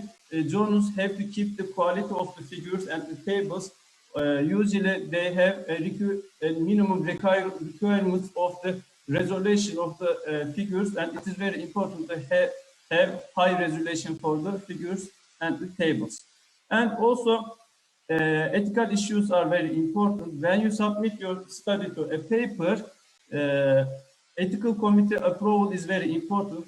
If you are using an extracted teeth, some authors do not take ethical approval for the extracted teeth studies, but if you are using a human objects, or if you are making an animal studies, or if it is a clinical study, you should have ethical approval. It is very important. And if it is a clinical study or it is a case report, consent from the patients are very important. And when we look at the other reasons for the rejection, editorial reasons for the rejection, sometimes authors send the papers that the topic of the paper is not related to journal, out of the scope, maybe the reason of the journal. I will mention some details in the next slides. And as I mentioned, flaws in the methodology is the most common reasons for the rejection. And also, time of publication is very important. Sometimes a topic could be very trend, and if you get prepared very fast, and if you are the first author that published that issue, you may easily get acceptance. But if you get late, it may be the reason for that you are not accepted. It is timely publication is very important. And also we know that journals' popularity affect the acceptance. Because of that, many journals have submissions more than 1,000 papers in a year. But they publish limited number of the papers in a year, so they have to select. Editors should select the papers. You have a good paper, you may have a good paper, there will be no problem, but because of the popularity of your topics, it may be the reason for the rejection. And also, editors usually considers about the impact factor of the journal, and if your paper is not promising for the increasing the impact factor of the journal, that might be the reason for the rejection. And also another factor is reviewer factor, and I said that it is a lucky factor. Sometimes it may be very difficult to find a good reviewer for the journals because most of the reviewers are very busy, and when we send the papers to the reviewers, sometimes we are sending that papers to 5 or 6 reviewers to find 2 reviewers. And in that conditions, some reviewers have very strict rules and they have very rigid rules, and it is very difficult to get acceptance from that reviewers, and it is a chance factor. And some papers may get acceptance easier, but some papers may get rejection because of the reviewer factors. And we usually select the reviewers according to that they performed a study about that topic. And but in that conditions, some reviewers are very aggressive and they like rejection. And also, we know that sometimes authors get immediate rejection and they feel upset in that conditions, but I think it is not bad thing, because immediate rejection is the fairest treatment for the editors to give authors to notify them quietly of their decision. Because after your submission, if you wait 3 or 4 months, it's a very long time. So fast reply of the journal is, I think, better than the getting late. So if the editor see that there is no promise for that paper, it may be better to send you to the immediate rejection, and in that condition you will not feel upset because you have time. Time is the most important thing, I think, in the life. And also there is some service for the article publication for the finding the journals in different systems. For example, Springer systems has a journal suggester. And when you send a paper, for example, in an endodontic journal, you have a topic about endodontics, and you have rejected from major endodontic journals, and you cannot find a journal, suitable journal for your paper. In that conditions, you may search your paper from the journal suggester systems. For example, Springer system. In that system, you write abstracts into that box, and you write your title in here, and that system suggests you to the suitable journals for your paper. And in that chart, you can see decision time, acceptance rate, and impact factor of the journal. And also, Sabre has a similar system. In that system, you see your paper acceptance rate of the journals and how much your paper is matching to the journal. With using that system, I have found a journal for one of my papers. That paper is rejected 7 or 8 dentistry journal, and I get very tired for submission because each submission takes lots of time to obey the author guidelines for the different journals. And I searched from that systems as Saver, and I saw that a journal has a higher acceptance rate and decision time is short, and that is matching with my paper.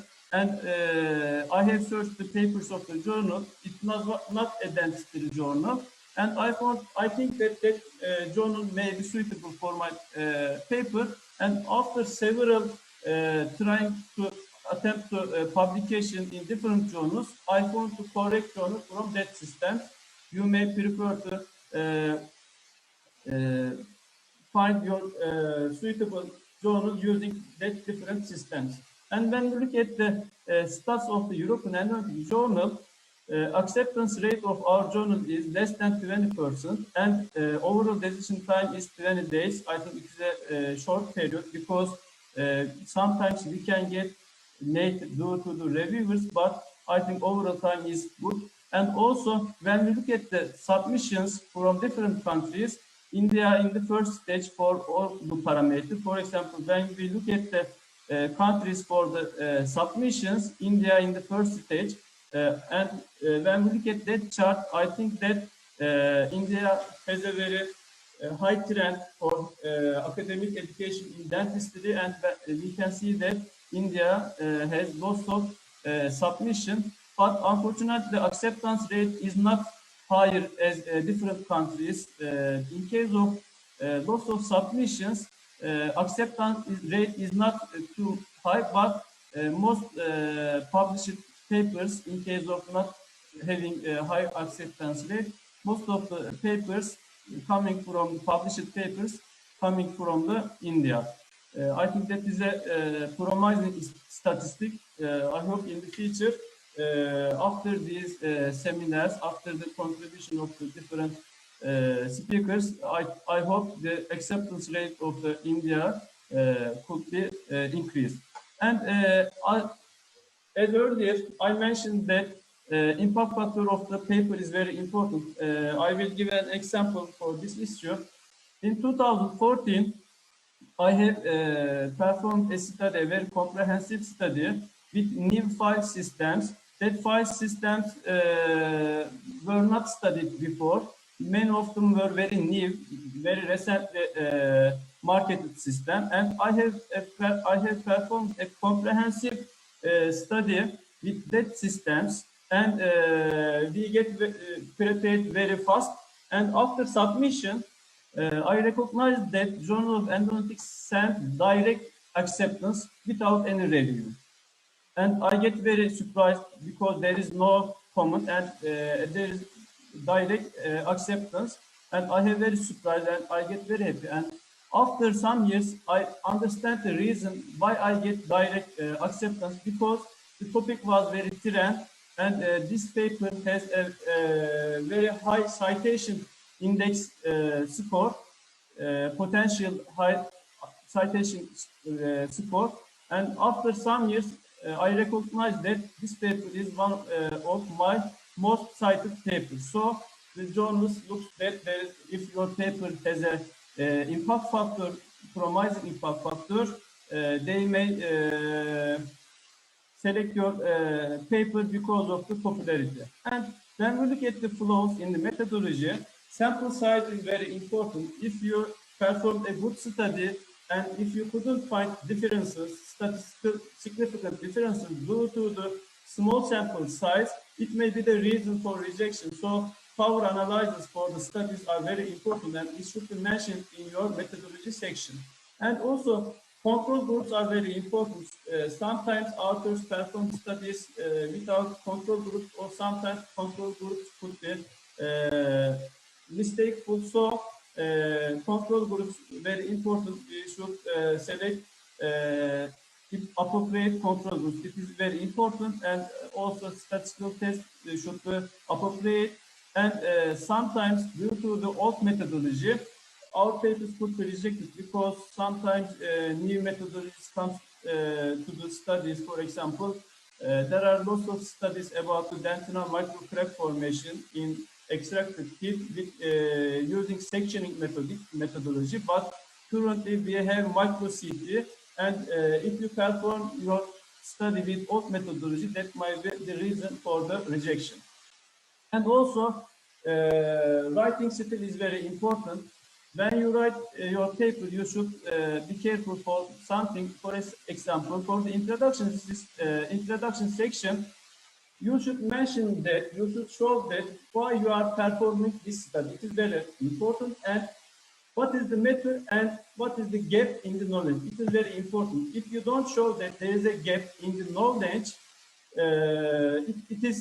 it may be the reason for the rejection, because we don't know why you are performing this study. You should show the importance of your paper, and you should briefly explain the importance of the method with a literature support. But it is very important to prepare your introduction section too short. If you prepare introduction section with too long stories, reviewers can get bored during the reading the introduction section. So it is important to prepare your introduction section shorter.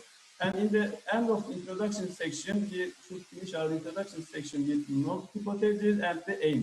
And when we look at some samples, you can see that in the end of my paper, it is writing that to the best of our knowledge. Some authors are writing that that is the first study in the literature. I think you should use some soft sentences. It is very important, because when you write that paper, there may be published a new paper, and you cannot know this is the first published paper. It is very important. And after that, I mentioned that there is no current data, to the best of our knowledge, about a topic, and in the present study, our hypothesis is that, and the aim of this study is that. It is very important to finish our studies with that rules. And also for the methodology, it is important that if an author reads your papers, they could be able to perform same methodology. And when they read methodology, it is very important to read all the details. So your methodology should be very extensive. And when some other persons try to perform same study, they could be able to perform the same study. So you should mention all the details. And also you should mention power analysis in the methodology, and statistical test must be appropriate and described fully. It is very important. And when we look at the results section,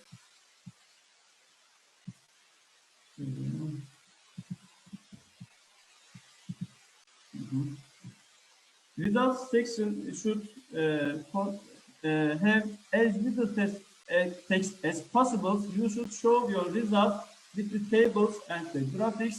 And in these tables, it is better to show your p-values, exact p-values, because sometimes your p-values could be very close to the significant point. So it may be better to show your exact p-values instead of lower or higher. It may be better to show exact p-values. And when we look at the discussion section, it is important to start the discussion section with discussion of the methodology. It is very important. You should discuss about your methodology, and it is important to discuss all the findings. Sometimes authors miss discussing the findings. They discuss only one findings, but you should discuss all the findings.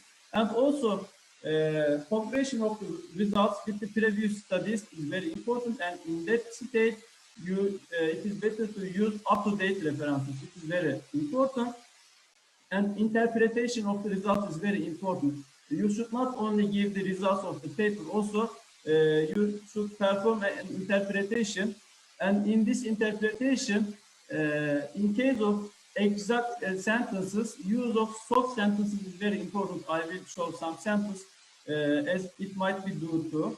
And also limitation of the study. What would be better? And that shows that some other authors could perform better studies. So you should show the limitation studies, and you should show the gap in the knowledge. And it's need to read lots of articles to be able to discuss. Sometimes you cannot find the exact reason of the results. So to understand exact reasons of the results, it is need to read lots of articles to be able to discuss. And sometimes some authors make mistakes about the completion. For example, they found no statistically significant differences. In case of that, there is no statistically significant differences. Some authors write that in the conclusion, this system is better than this system, but it is a mistake. If you couldn't find a statistically significant mistake, statistically significant result, you cannot conclude as this. I will show you an example about one of my published paper. In the start of the discussion section, there is a short paragraph about the results.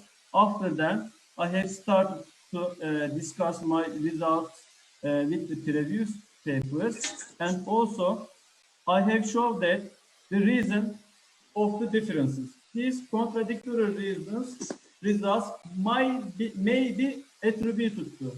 There is no exact sentences. It is very important. You should use maybe, might be. It is important, and also you should mention about the limitation of the study in the discussion section. And also reference section is very important. Previous speakers has mentioned detail about the reference section. It is important to use editing program, and also use of references from directly original paper is very important. In the right part, you can see a sample of European Endodontic Journal paper.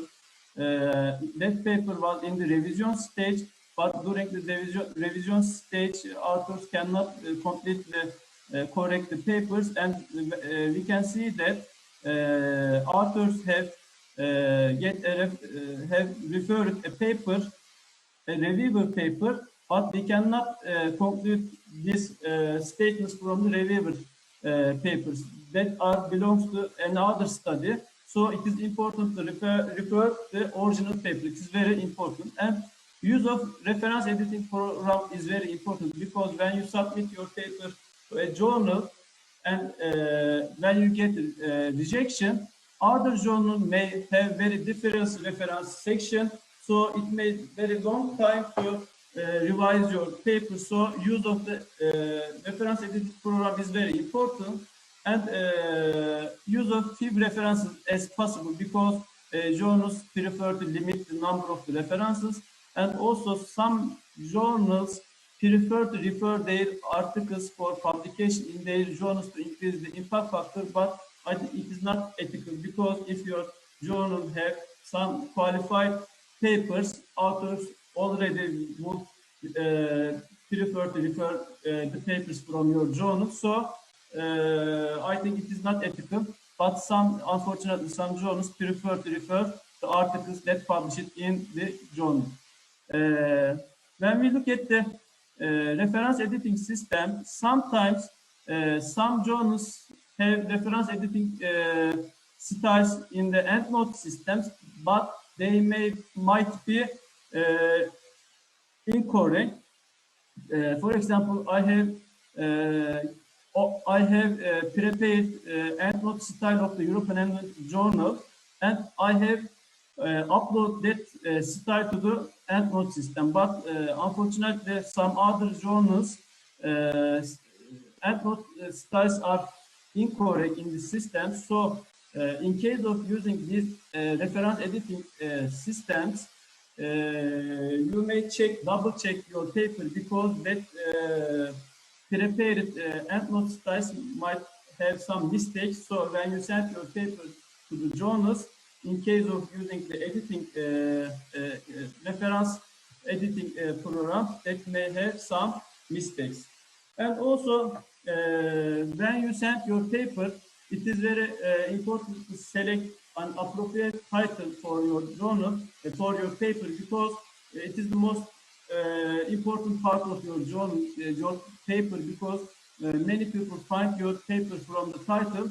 It should be very attractive and should be short if possible. It is very important to get attractive title.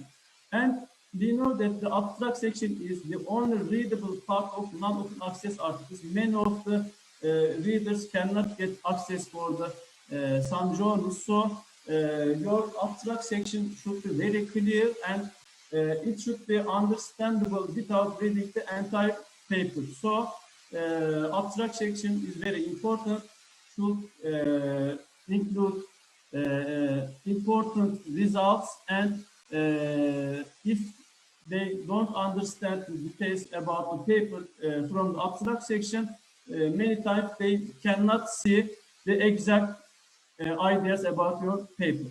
And also for some clinical studies, consort checklists are very important. You could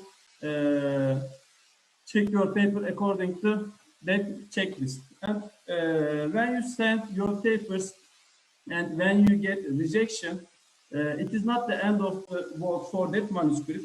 As I mentioned that some of my papers get acceptance in after 10 submissions.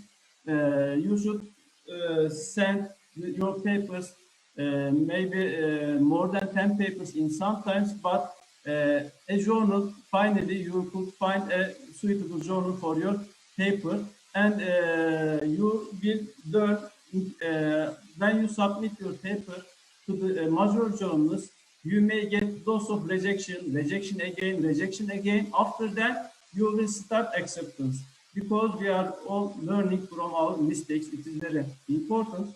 Now I will give some examples about the importance of the topics for the publication.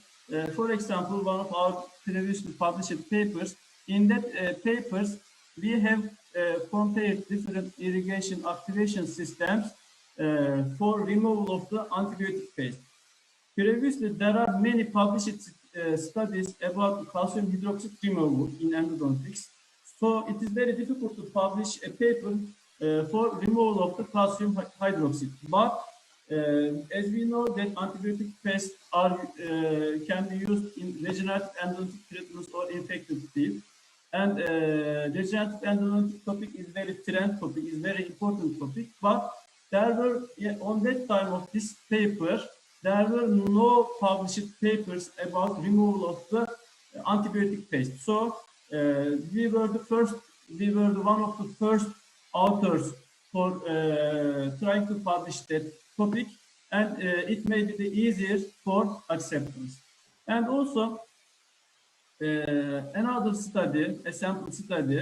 In that study, I have performed identification of dens invaginatus with conium tomography. When I searched the literature, there were many published articles that were using the panoramic image for identification of the dens invaginatus. But on that time, there were no published, to the best of my knowledge, there were no published studies about dens invaginatus with using the conium tomography. So I have decided to perform that study, and when I submit that study to the journal Endodontics, this study was rejected, and the reviewers requested me that it may be better to compare panoramic image and three-dimensional conium tomography for identification of the dens invaginatus. And so, in that stage, I decided to revise my paper, and I have re-evaluated the image, and 1 year later, I have resubmitted my paper to the Journal of Endodontics, and in the second time, I get acceptance. So it is very important to find gap in the knowledge. If you are performing a study that were performed previously many times, it is very difficult to get acceptance. And finally, there is a nice conclusion about the paper publication by Miguel Cook. Acceptance, what is the acceptance? Attention to detail is very important. Check and double check your work. When you finish your preparing your paper, you may send your paper to one of your friends to check your paper, because you may not see the mistakes. And it is very important to consider the reviewer comments. Don't think that after you get a revision, it may not be accepted. Some authors think that after the revision, that paper could be accepted, but some papers in the revision stage could be rejected due to you don't listen to reviewers' comments. And English, as we know, that should be good as possible. Presentation is very important, and we should take our time with the revision. and we should acknowledge those who help us for the study. And as I mentioned, new, original, and previously unpublished topics are very important, and critically evaluate, we should evaluate our own manuscript, and ethical rules are very important. And after all of them, we will maybe continue to rejection and acceptance. It is the life, and after maybe most of the rejection, we will learn how to get acceptance. Thanks a lot for your attention. Thank you, dear Ismail, for your lovely presentation. As an editor-in-chief, you have given an overview of what makes an article accepted and rejected. And it also is nice to know that the number of submissions from India is on an all-time high. And hopefully, your presentation would help more number of articles to be better written and have a better chance of getting accepted in good journals, including in European Endodontic Journal. Thank you very much for your very comprehensive presentation. And on behalf of the editorial board of Endodontology, we would like to present to you a certificate of appreciation.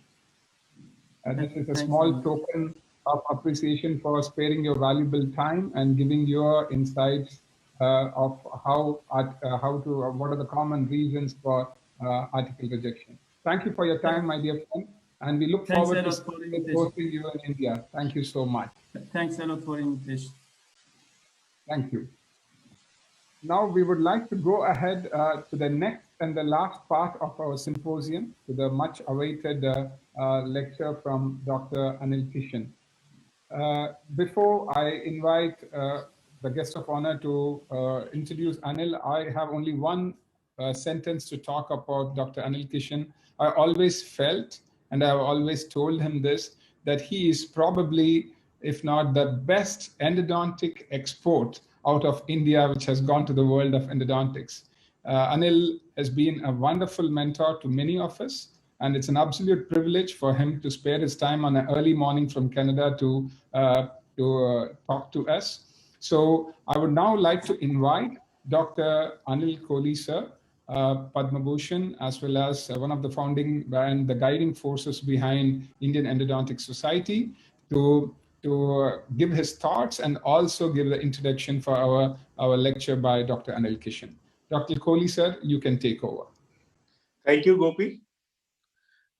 This is the last session and is the most important by one of the wonderful person whom I know personally.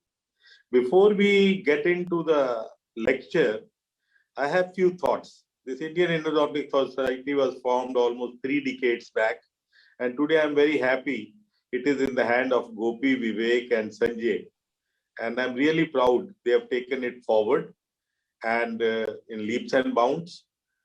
Coming to the point on the research and publication, which is the most neglected field in the field of dentistry, especially in the post-graduation, and we were always trying to help the people and come to the level of the international standards. And I'm today too happy you have chosen a symposium where you have invited people from Turkey and from national level and Anil Kishan. So this is going to help the profession at large. And as an specialty of endodontics, and we have chosen a very burning topic and which has a lot of importance for the postgraduate students in the country. I'm really proud of all of you. Now we are talking of someone, the shining star in the field of dentistry at the international level. It is none other than Anil Kishan, whom I know personally. And if somebody asked me to say to describe Anil Kishan in 3 words, he is pleasant, he is humble, he is smiling. Anil I know for more than 2 decades, and before we get on to this, and we are all proud Indians, he is the first Indian to be awarded Louis I. Grossman 2020 award in the international sector by the American Endodontic Journal, which is a proud movement for all of us. And Anil is a part of IFIA, which is going to happen in next 2 months. And he has been a great help to us. And why I'm saying this is a shining star. This person has more than 160 lectures all over 30 countries. He has more than 165 publications in the international journals. He has published more than 25 chapters in different books and whatnot. So if we start talking about him, so we might end up the lecture with his talking only, but as a customary, we have to give you his biodata. So I'll just read about this.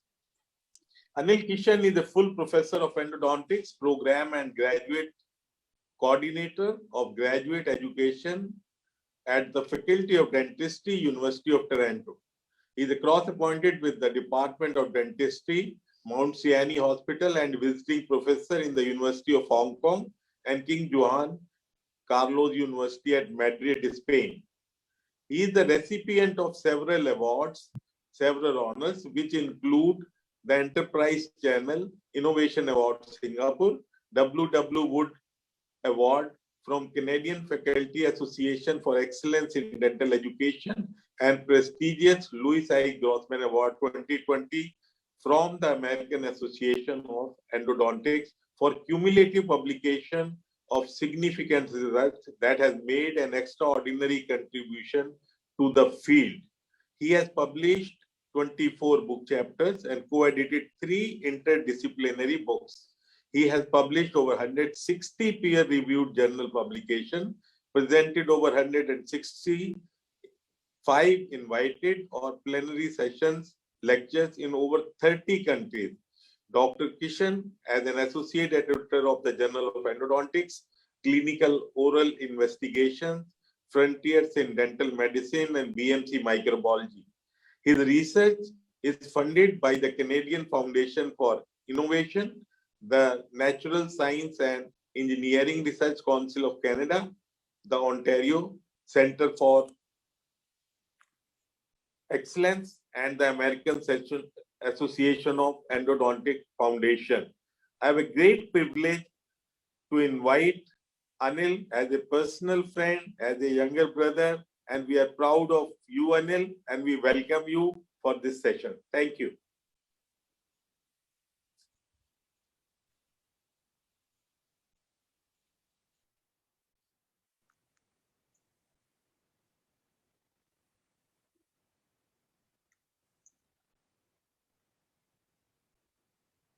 Dear Anil, you could...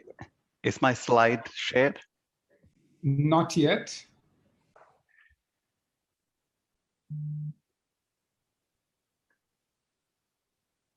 Yes. Yes. Now we can see your slides. Yes. All right. Thank you very much, Dr. Kohli. This is the most unexpected thing. I never thought that you would be introducing me, and this is a great honor to speak in a session where you are introducing me. I always felt great speaking to my Indian colleagues because I think, enjoyed the friendship and a lot of affection from this group of people over the years. Let me get started with this presentation. The topic which was given to me is to speak on leadership and strategies in research planning.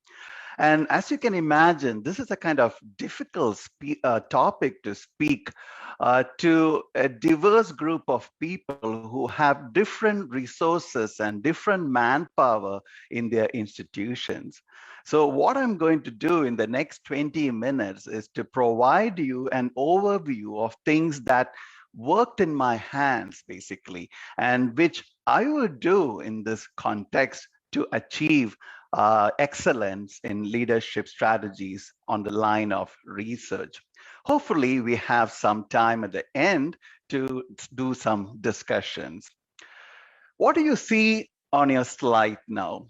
You are seeing a rope suspended bridge. This picture is from Himachal Pradesh in India. Me and my friends were in this area for a hiking trip about 15 years ago. As you can imagine, when we were near the bridge, we were dreaded to cross this bridge. Why? Because we could see wooden planks and gaps between these wooden planks. We could hear squeaky noise as we tried walking on the bridge. When we look down, you can see river flowing. You can even feel the bridge hustling a little bit or swaying a little bit in the presence of wind. So all this kind of dramatized the whole situation, and we were very dreaded to cross the bridge.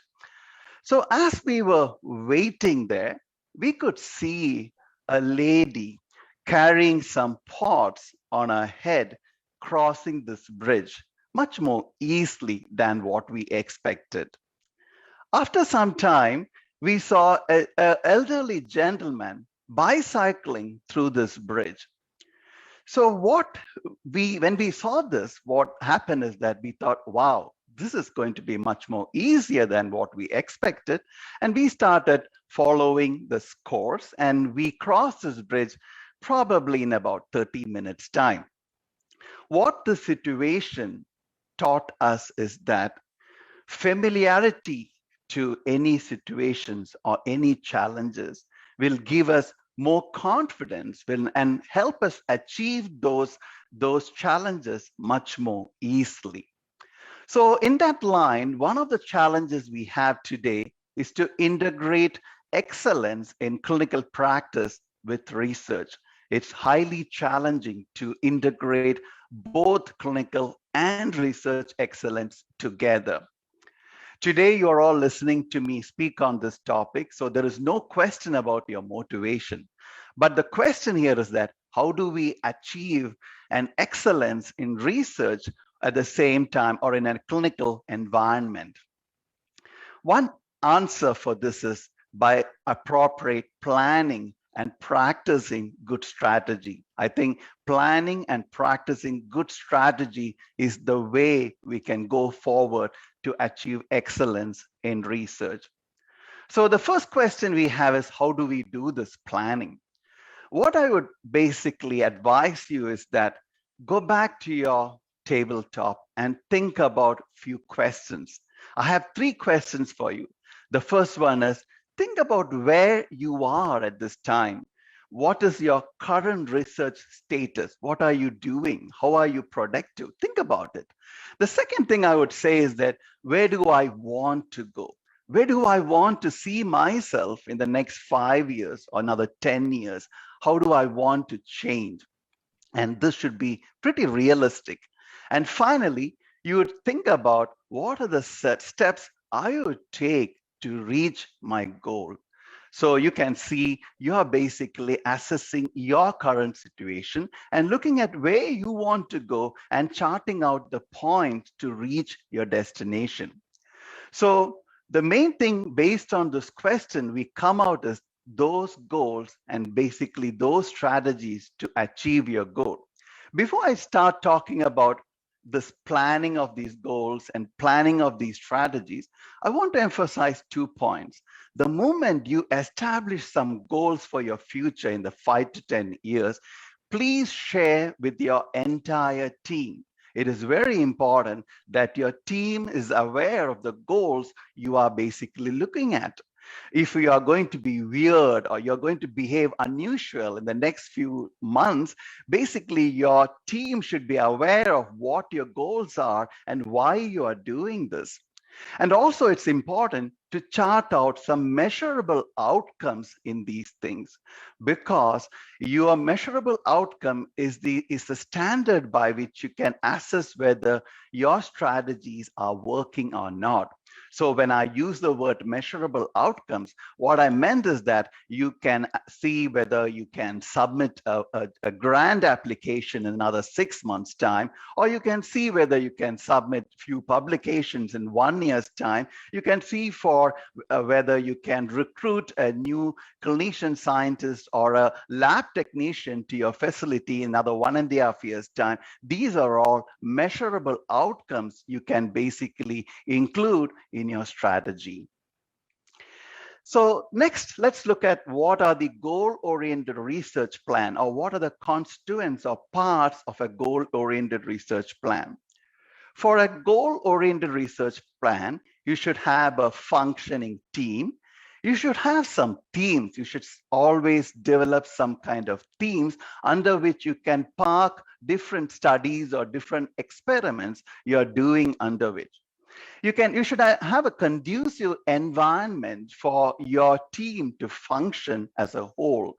You should have funding in place to do whatever experiment you are planning in the next probably 5 years or 10 years. And funding should be some form of consistent source.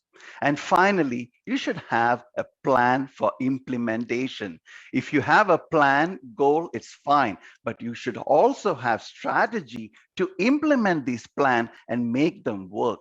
So ideally, I would say we should have themes, environment, funding, and implementation strategies for any plan to work. Let me go through this a little more in detail. You might be wondering, what is the role of leadership in this? I would say leadership has very important role. One is from an internal aspect, from a department perspective, because you are the one who's developing or grooming this team. You are the one who's probably helping arrive at those themes which is doable in your department. You might be the one who is facilitating the environment which is conducive for research activities in your department. And also you would be probably guiding your people, implement and having some dissemination strategy of your research. These are all internal. But what I think is that from a leadership perspective, you should be thinking much more broader than your department. You should be looking from a very broad picture. I think you should start looking at what is the need of the community at this time. What is a disease or what is a condition which is at least at this time of utmost importance in your community?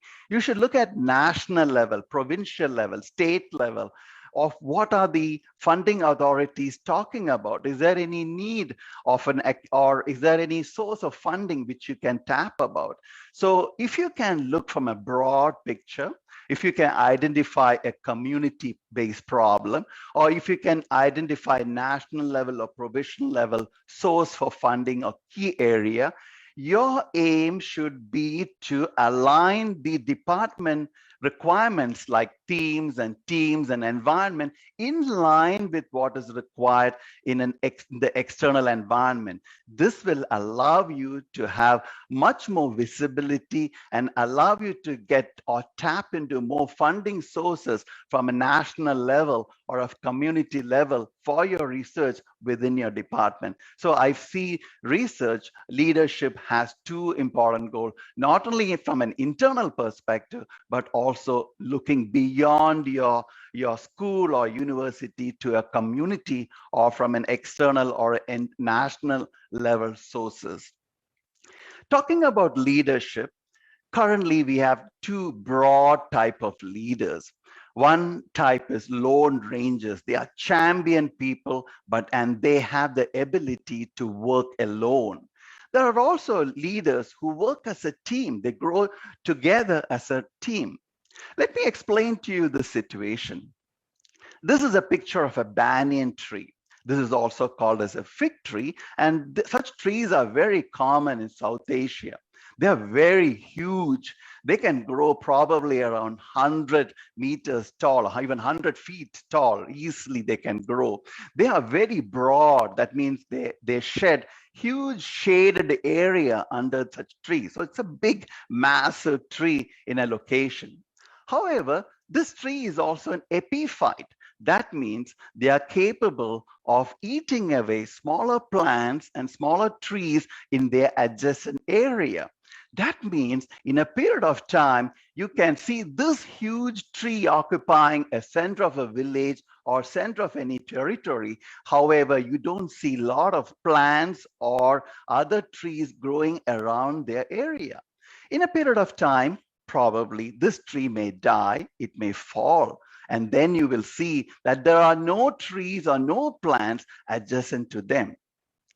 Now, if I have to make a judgment here based on this inference, whether I will go for a champion Lone Ranger leader and compare, or I have to vote between this guy and another leader who is basically a team-based person, my vote will always be for the team-based leader to take leadership in research. Talking about leadership, it's also important for the leaders to have a team vision.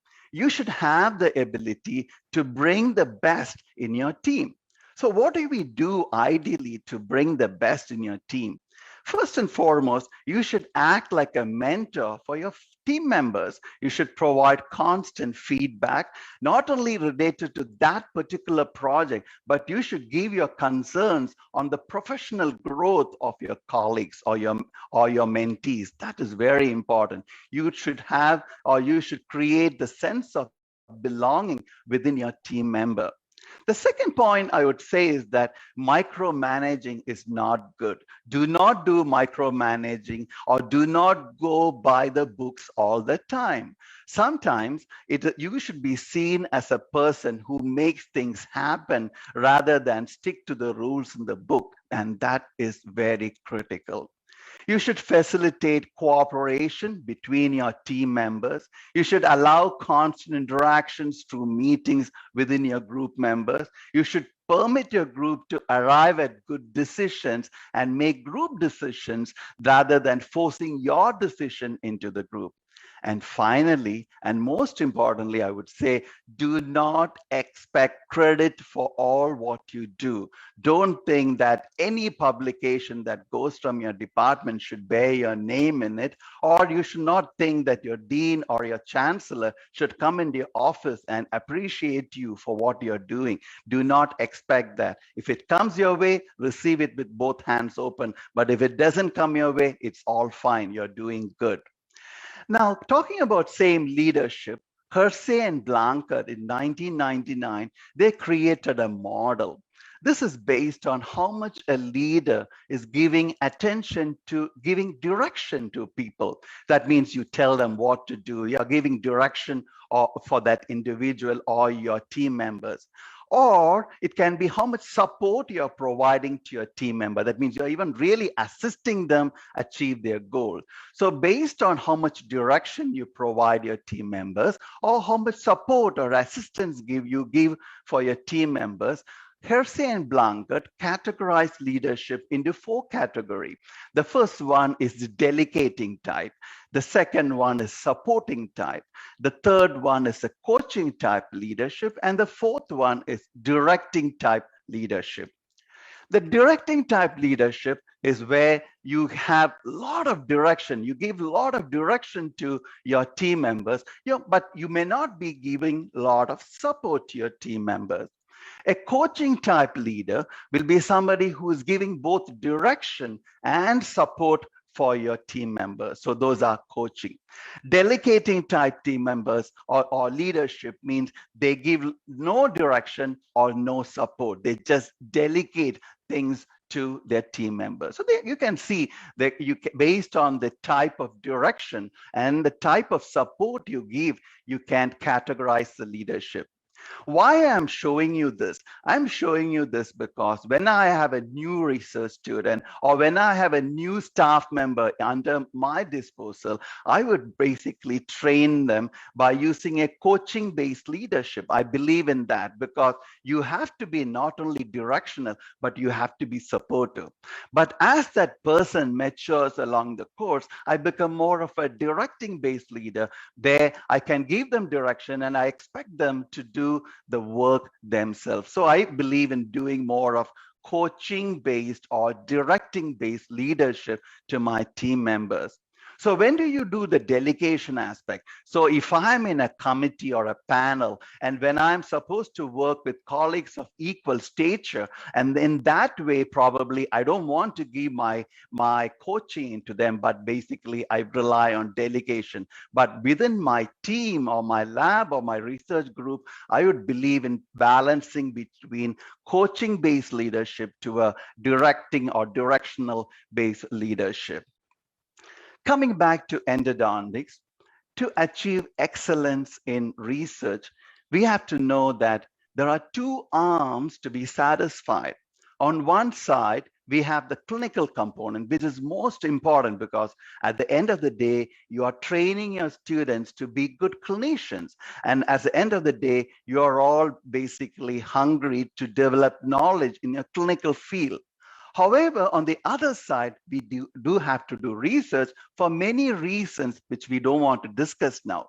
But at the same time, to build a team, you need to integrate clinical components with the research component. And if you can successfully integrate clinical and research components together, then you would be able to do excellent quality basic research or translation research.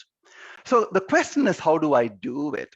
Some leaders think, okay, I can bring all my department members from department of, say, conservative dentistry and endodontics or periodontics together to form a team that can be successful in my research enterprises.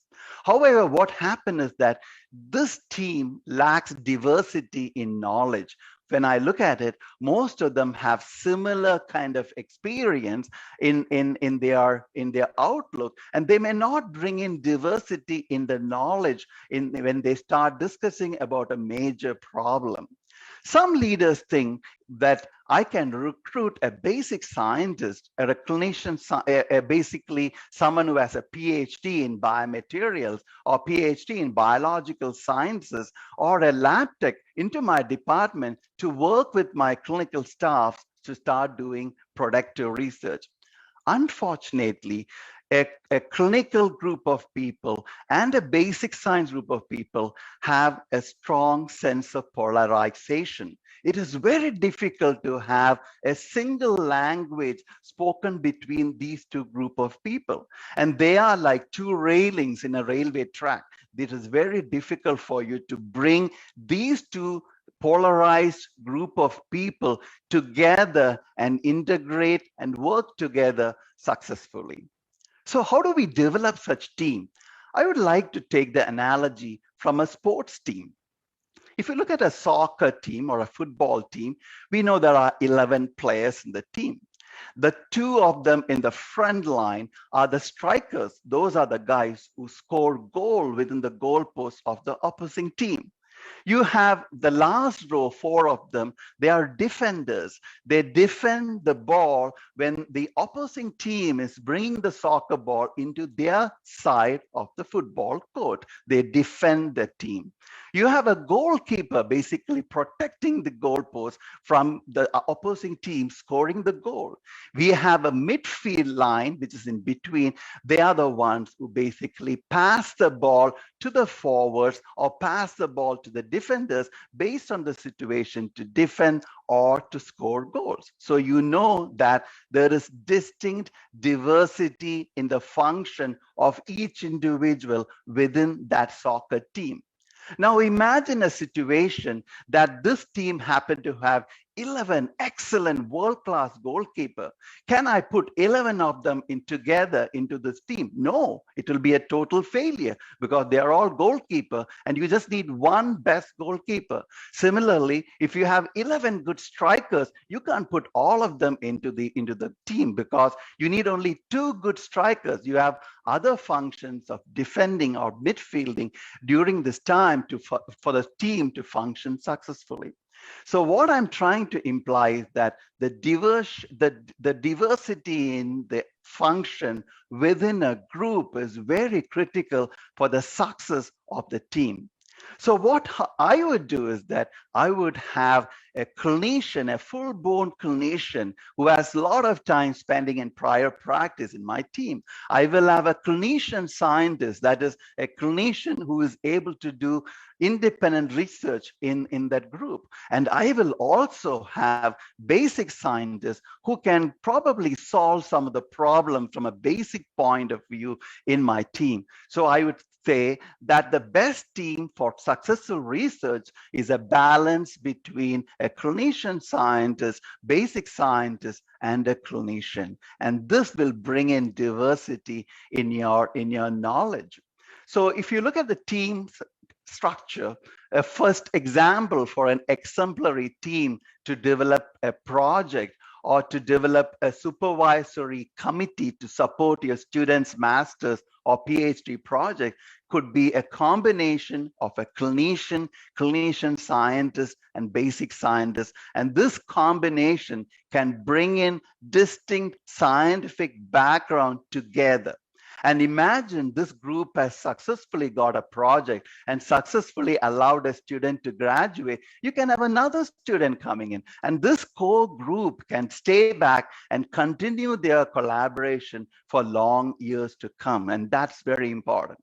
I would also say that when you develop team, you should also have experienced matchup. For instance, you can have a current PI who has a big reputation in the field leading it. You can have an experienced basic scientist in the team, but try to bring a potential PI who's a junior faculty within your team, by which you can mentor your potential PI over a period of time to achieve what you have achieved in the 10 years time or 15 years time. So combining that experienced individuals with somebody who is grooming up or mentored from a junior level also is important for your system. So also use these combinations to develop your team. So what are the other advantage I'm gaining by such collaborations? One is by doing such collaboration, I can have access to different expertise, particularly skills, lab environment, knowledge, equipment, resources. All this is possible. When you discuss, you have cross-fertilization of ideas from different disciplines. You can improve your access to funding. Your funders, when you look at your team with this diversity, will be much more confident in giving you large sum of money to do research rather than putting all your team members from your department to go for funding. You can have much more prestige and visibility and recognition when you have such diverse members participating in your team. And finally, what I've seen is that when such diversity exists within your team, the trainee, the student educational experience is in the next level. You are kind of helping your student learn different things, and the importance of thinking, logical thinking goes into his training process automatically. So the training educational process also will change with such team working around them. Now, the next question is, how do I develop such research team in my department? Keep in mind that research is always a continuum. It is not just one-way track, it's a continuum. You can create discoveries in your lab and by doing research, and this discovery will lead to new knowledge. And this knowledge probably will lead to more discoveries. And then you start discovering more things. And then you again apply this into your knowledge. So the discovery to knowledge can be going on sequentially, and this becomes a continuum. In endodontics or in anything related to dentistry, we discover new things and gain knowledge in new things, and we apply basically to tackle challenges in the art and science of our specialty. In our cases, in the art and science of endodontics. So all the discovery you do and the knowledge you gain have to be towards tackling the challenges we have in the art and science of endodontics. And if you look at them very broadly, we can have clinical research done on the clinical perspective. We can have translation research done to assess new treatment strategies. We can have basic research done on technology or biological perspective. And we can even do educational research because you have access to large number of preclinical samples and sophomers trained in the clinical education. So this also gives you a lot of contents to do educational research. And I mentioned this specifically because there can be faculty members in your department or in your school who has strong sense of teaching. They are excellent teachers, but they may not have a lot of expertise or time to do what is called as a basic science research, then try to involve them in educational research so that you can distribute your arm more uniformly in all those marks rather than just focusing on particular area of research. At the same time, your educational stream or a teaching stream stack faculty also do not feel let down but by all this what is developing in your field. So I feel educational research is also very important along with other forms of clinical and translational researches. Okay, I showed you all this list.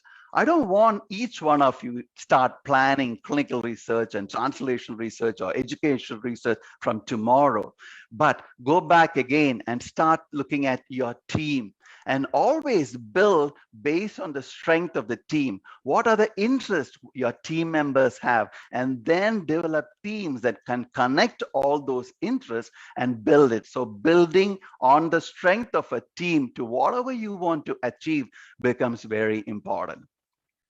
The next point I would like to talk is experiment design. Say you may have a new research student coming. You may have a junior faculty coming into your office and say, I have to do some research. Can you help me? You may have next year, probably in 2 months' time, 3 or 4 graduate students or MDS students joining in your program. And now you have to plan research for them. How do you go about it? So what we generally should do is that you should first think about what are the problems, and if I have to solve this problem, what are the challenges I would face? So first and foremost, it is you yourself have to think about the problems and the challenges associated with that. Once you have few problems, you have identified, okay, I like to do these things, and these are the issues probably I would face, then have some good brainstorming session with some of your close colleagues or collaborators or postdoctoral fellows or senior PhDs, whoever can contribute by knowledge. Sit with them and start brainstorming with them and choose 1 or 2 projects based on the discussion. So for me, I would choose the best project based on the brainstorming I had with my colleague or my collaborator or my senior PhD or postdoctoral fellow. So once this, now I have achieved one particular problem, and that is the time I would basically involve the student into the plan. Now I will tell my student the exact problem I'm looking at, and probably I will draw in a piece of paper what is the outline of the project, what is a gap in knowledge we're looking at, and how we are solving this gap in knowledge. And I will probably guide him to gather resources and conduct some feasibility experiments. So once the student take the knowledge or the plans from you and then start doing some feasibility study, then you can sit with them one more time or few more times and start discussing about the problems he or she faced and start refining the whole strategy, and then go upon improving or repeating the experiment to finish your project. So this is a kind of outline basically we can basically follow. Why I'm specifically mentioning is that I've seen many situations when the problem is given to the student who just walked into your office, and the brainstorming is left to the student who may not even have idea about what is happening in the field, and the whole time the student wasted in the 6 months or 1 year is actually not accounted for. Basically, by doing a better planning on asking the right question and doing brainstorming, even before you disclose a problem to a student, you can make the path much more easy for your student. Having said that, what would I do in our program? I would always start with the year 1 student focusing on the topic. I would form a thesis committee, which is 2 members additional to the main supervisor, who who can provide the combination of the team effect, which I spoke to you about. I will assess the resources, what is available there for the student to conduct the research. I don't want them to be in limbo, searching for things which is not available in their hand. And then I will plan them the experiment and encourage them to write a proposal. Whether it is funded or not, the writing of proposal will give the student a 5-page summary of what he or she should be able to do. And that will also allow the student to go back and review some of the literature to write that proposal of 5-page to start with. In the year 2, I will exclusively ask them to concentrate in the experiments, and I would 100% ask the student to complete the experiment phase by year 2. But by year 3, I would ask them to concentrate in publication, such as at least writing your publications for a journal and submitting it. You may take time to get it accepted or published, but at least to the submitting phase, and also presenting your paper in some conference, which can give the student enough confidence before he or she start going and presenting in front of the examiners during the thesis defense. And this is a strategy I would do.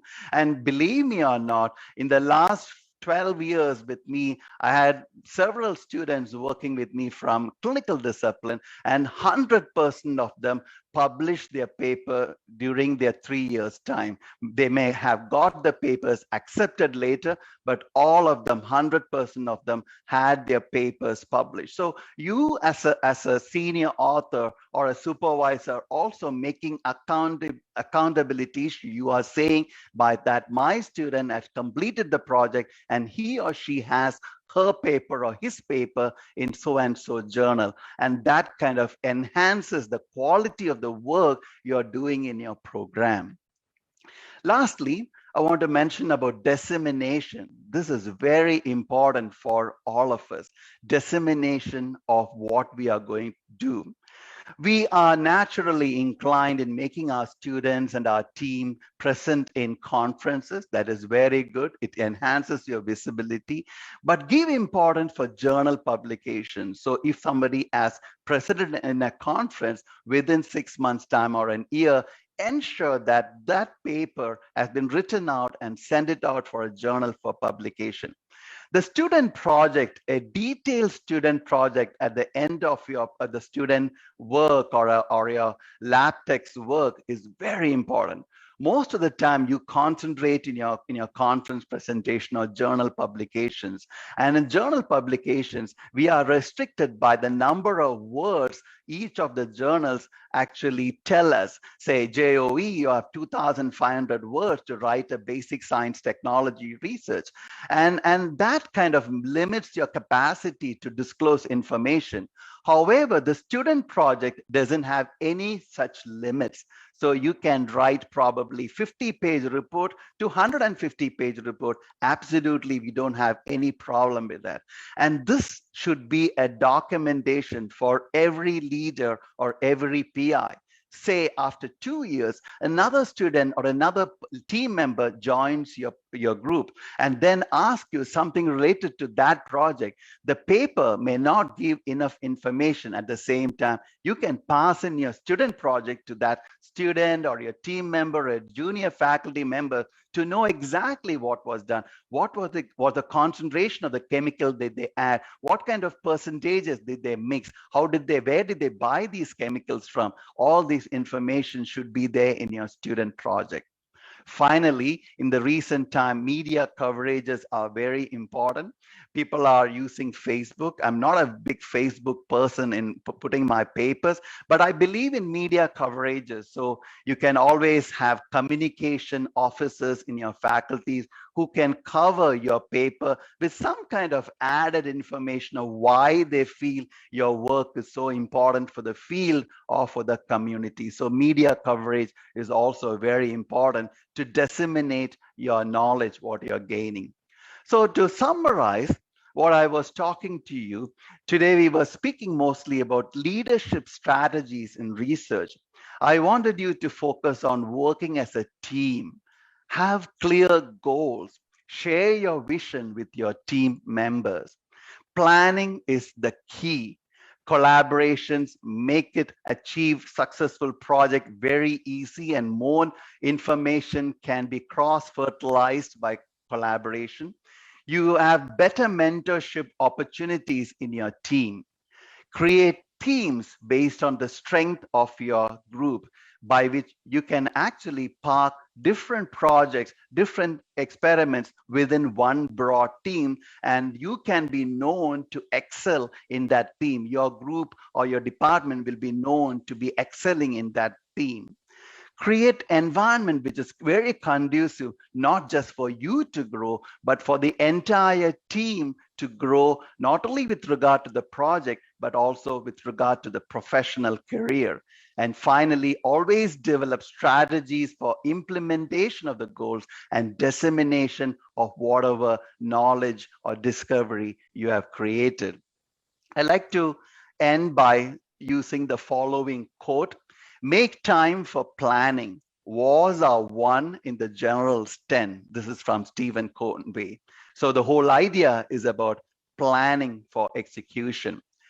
I would like to mention at this time that I miss all my friends from Chennai and endodontic circles in India. It's more than 3 years since I came back home. And I hope they're all staying safe, and we'll all get to meet at least by this year end. Thank you very much for your patient listening, and I'm open for any questions if you have. Thank you, Anil, for a inspiring and motivating, I won't call a lecture. It was more of sharing your experience and also this whole session was planned so that we can instill this culture and instill the seed of how to be a leader and install in a department in this country. So thank you very much for your inspiring presentation. I have 2 questions. We have a lot of interest for your lecture, and most of the head of the departments across the country, including some of the heads of institutions, are listening to this. To them, this question is from them: in what way would you, in your experience, what are the things a head of the institution should do to motivate research in their respective departments? From the institutional perspective, what are the expectations, what you feel are the recommendations you would want to make to heads of institutions in India?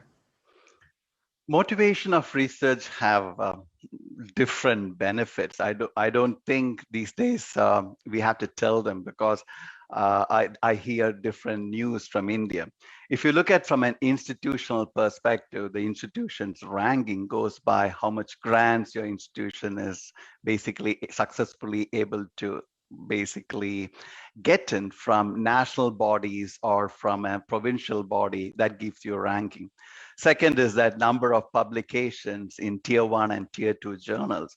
So how many publications do you have?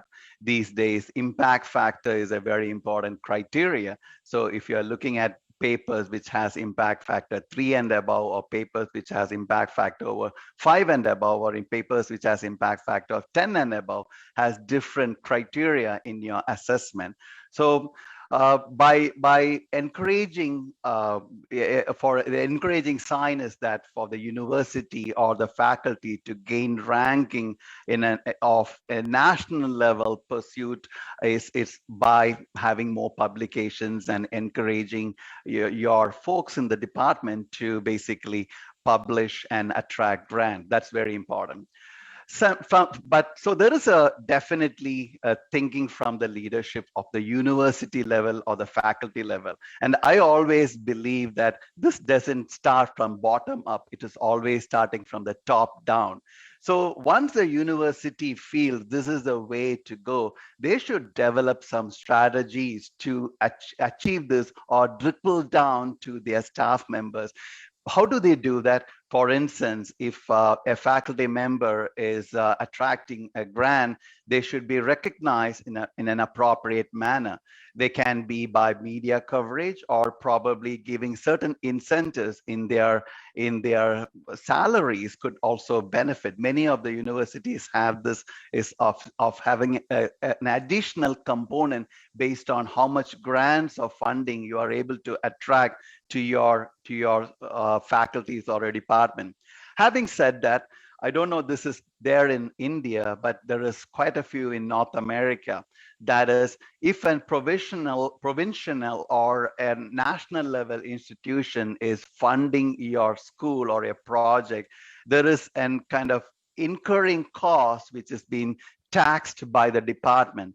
That means they call this as overhead charges. Say, if you are getting $100,000 to do a project for another 5 years, your institution will ask another 20% for overhead because they are giving you the electricity, they are spending for your printer, they are giving the infrastructure for the lab. So the 20% goes to the university. So imagine different faculty members are going to get over $1 million, how much money the university is making in the overheads, and they can distribute some degree, trickle back down for improving the lab or even giving some incentives which goes into the basic pay of the faculty members. So I think there should be plans in place first and foremost from the leadership perspective or university perspective to encourage faculty members to do things appropriately.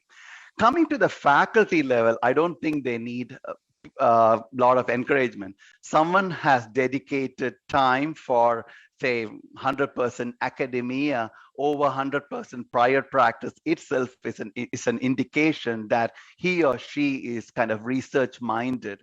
And that's what I feel. If you're a full-time teaching person, sometimes I feel because of the politics and the harsh environment these days and existing in some of the institution, it could be difficult for a full-time teaching faculty to pursue his career for 30, 40 years just by teaching in the faculty without participating in research.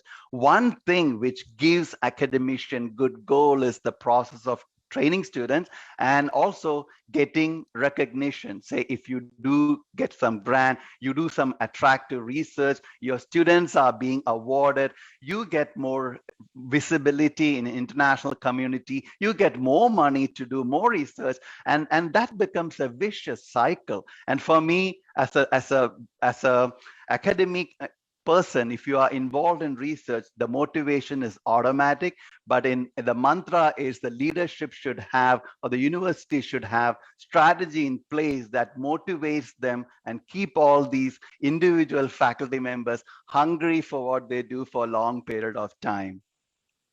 Yeah, thank you, Anil. The question was basically because we have seen the institutions are expecting the output before the input has been sowed in. And that's why we probably are lacking on that front. But I would like to end this session with one more question in which I'm going to ask you to bell the cat. I'm going to ask you as a person who grew up in this system. You did your education here, you've seen the mentorship teaching here, then you moved to Singapore and then now to Toronto. If you have to say, what is the Achilles heel of Indian teachers and Indian academicians who are heading departments? Now, the question is, what is your advice or your input to all the heads of institutions who are departmental heads? What do you think where they probably lack or what they're not able to see, and what you could probably give an overview of how they can do better? In the beginning of my lecture and towards the end of my lecture, I did say that I have a lot of friends in endodontic circles in India who are very close to me, and and for my age, most of them are still in the positions of head of the disciplines or head of the departments and deans and associate dean in India. So really speaking, I don't want to make any point fingers at this time, but what I would say is that for two things I would say. One is system should change We should bring in more integration of basic scientists to work along with faculty of dentistry. There should be some plans in place to bring in. It is, if at all your aim is to just to generate instrumentations and cyclic fatigue based research, it's fine. But if you want to do something to do with regeneration or biological, immunological research, and even tissue and biomaterial, things are expanding rapidly. So try to bring in a biomaterial or advanced dental materials department or something which can work along with the other staff members so that they can bring in that basic scientist input into your department, and expansion is possible. Second thing I would basically say, very important, I think I've mentioned during my lecture also, is that as a head of the department, I think it is not appropriate to think that I should always need credit to what I do. This is, this job is unfaithful job. You do because you are passionate about it and you do what you have to do, but don't expect credit for it. And sometimes you have to give them the support. There are situations in my department when I was the head of the discipline around 2015, 2016 time. There were some staff members who were taking care of the undergraduate program heavily, and they didn't have time to do research. But I'm very appreciative of that, because they are doing that time in undergraduate preclinical. We could spend time outside to do our research, and they have also should be supported. So what I did that time is to help them create a research question, sat with them and the idea, and got them those samples from the extracted teeth of what the students are doing in preclinical, and encouraged them to write that paper. Probably I even read the first draft of it.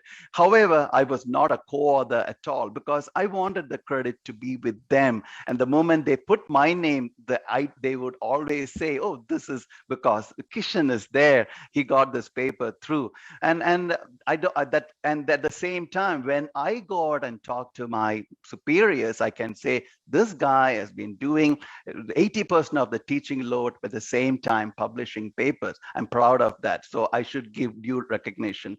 So getting that idea that any papers that goes to my department should have my name is not that great. I think we should allow independently groom other mentors. Always keep 10 years in mind. If I'm in the age of 50 years old, then I like to groom people in the 35 and 40s, because when I die or when I retire, there are people in place who can take over my position. I don't want the banyan tree effect happening in my department. So these are some of the things I think as good leaders, some of you should be basically thinking. I don't say these are all existing, or I'm not saying this is not existing, but what I felt over the years is these are the kind of resistance we had. But I should also admit that things have changed a lot from probably 80s and 90s today. I see many of the Indian colleagues traveling, many of them publishing internationally, many of them doing quality research in the recent time. You would know that in our time, writing a paper was probably a one-year business. We write and correct and write and correct. So nowadays we can finish a paper in a week's time, and I'm sure your students in the recent time can finish paper in probably a month's time. So that's how we have changed over the years. So things are changing for good, definitely. Thank you, Anil, for your wonderfully inspiring session as ever. It's always a pleasure listening to you. And I know that you miss your friends in Chennai, so we have a small surprise for you. We are so proud of your achievement. You don't not only win for yourself and your team and your university, but you win for the whole country. And it really sows in so many seeds for everybody to try to excel in their own way. So what we are doing is, apart from giving you a small certificate of appreciation, it will be followed by few videos of what some of your closest friends have to say about you and their love for you. So we'll just play this certificate of appreciation, followed by few of the videos from some of your friends in India.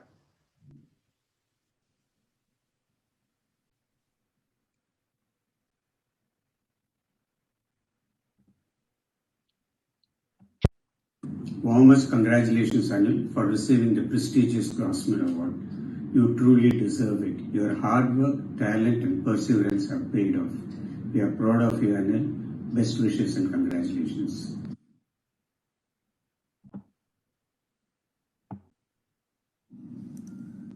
If one wonders what does the amalgamation of intelligence, focus, and hard work would look like, it is Anil Kishan.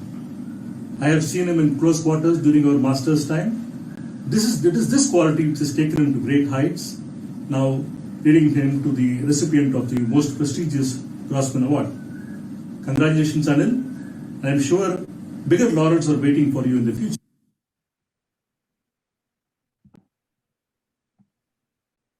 Hi Anil, extremely happy and delighted to hear that you have won the prestigious Louis I. Grossman Award.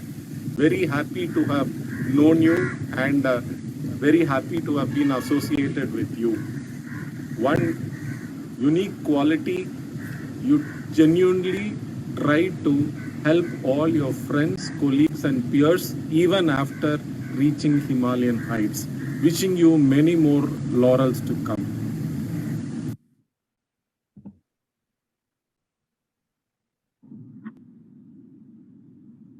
Dear Anil, I am very fortunate to have you as my close friend, senior, and motivator. There are so many phenomenal achievements by you. Achiever of Louis Grossman Award. Wow. As an Indian, you break into the list of distinguished recipients and you received this honor, which is like a lifetime achievement award earlier in your career. There are so many splendid recognitions back to back. Wish you many more awards and achievements. Keep inspiring, keep rising and shining. Love you, my friend. Take care.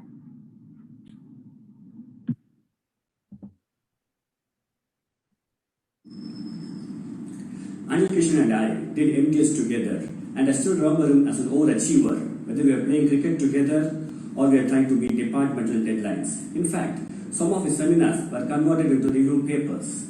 Congratulations, Anil, on achieving the coveted Louis I. Grossman Award. I would like to wish you many more successes and honors in future. For people like you, as they said in a famous movie, the world is not enough. Keep pushing, Anil.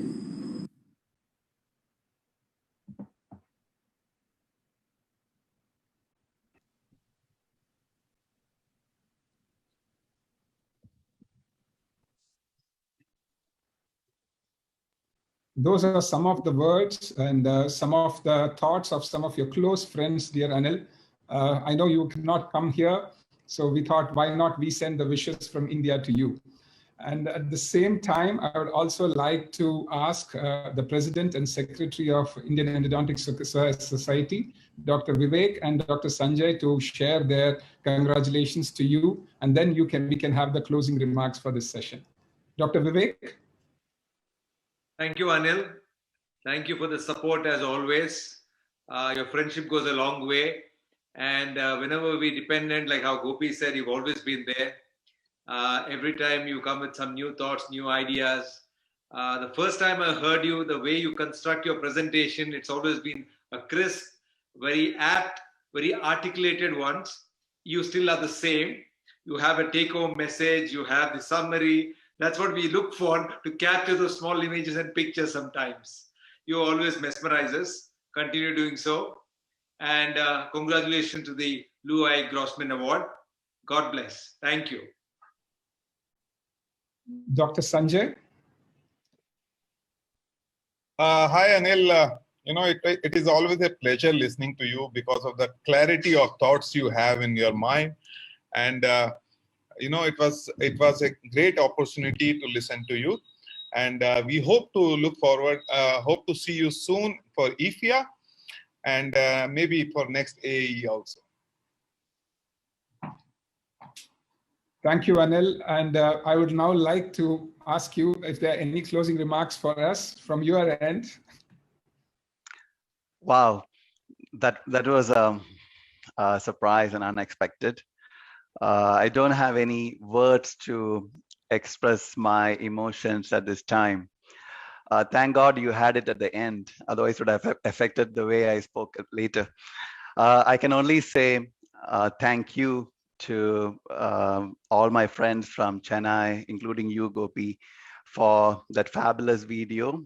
I'm really touched, and I'm grateful to all of you for the years of friendship and affections you guys have shown to me. Thank you. Thank you. Thank you very much, Anil. It's been a pleasure. And we look forward for many more years of friendship as we move ahead in life. Thank you for sparing this time. And I will take this opportunity to thank one and all who have participated in this symposium. I would like to thank Ankita and Dr. Soumya for their support, and all the members of Indian Endodontic Society and the Editorial Board of Endodontology. I wish you all the very best, and we look forward to meet each other in better times. Thank you, one and all. Bye-bye. Bye, Gopi.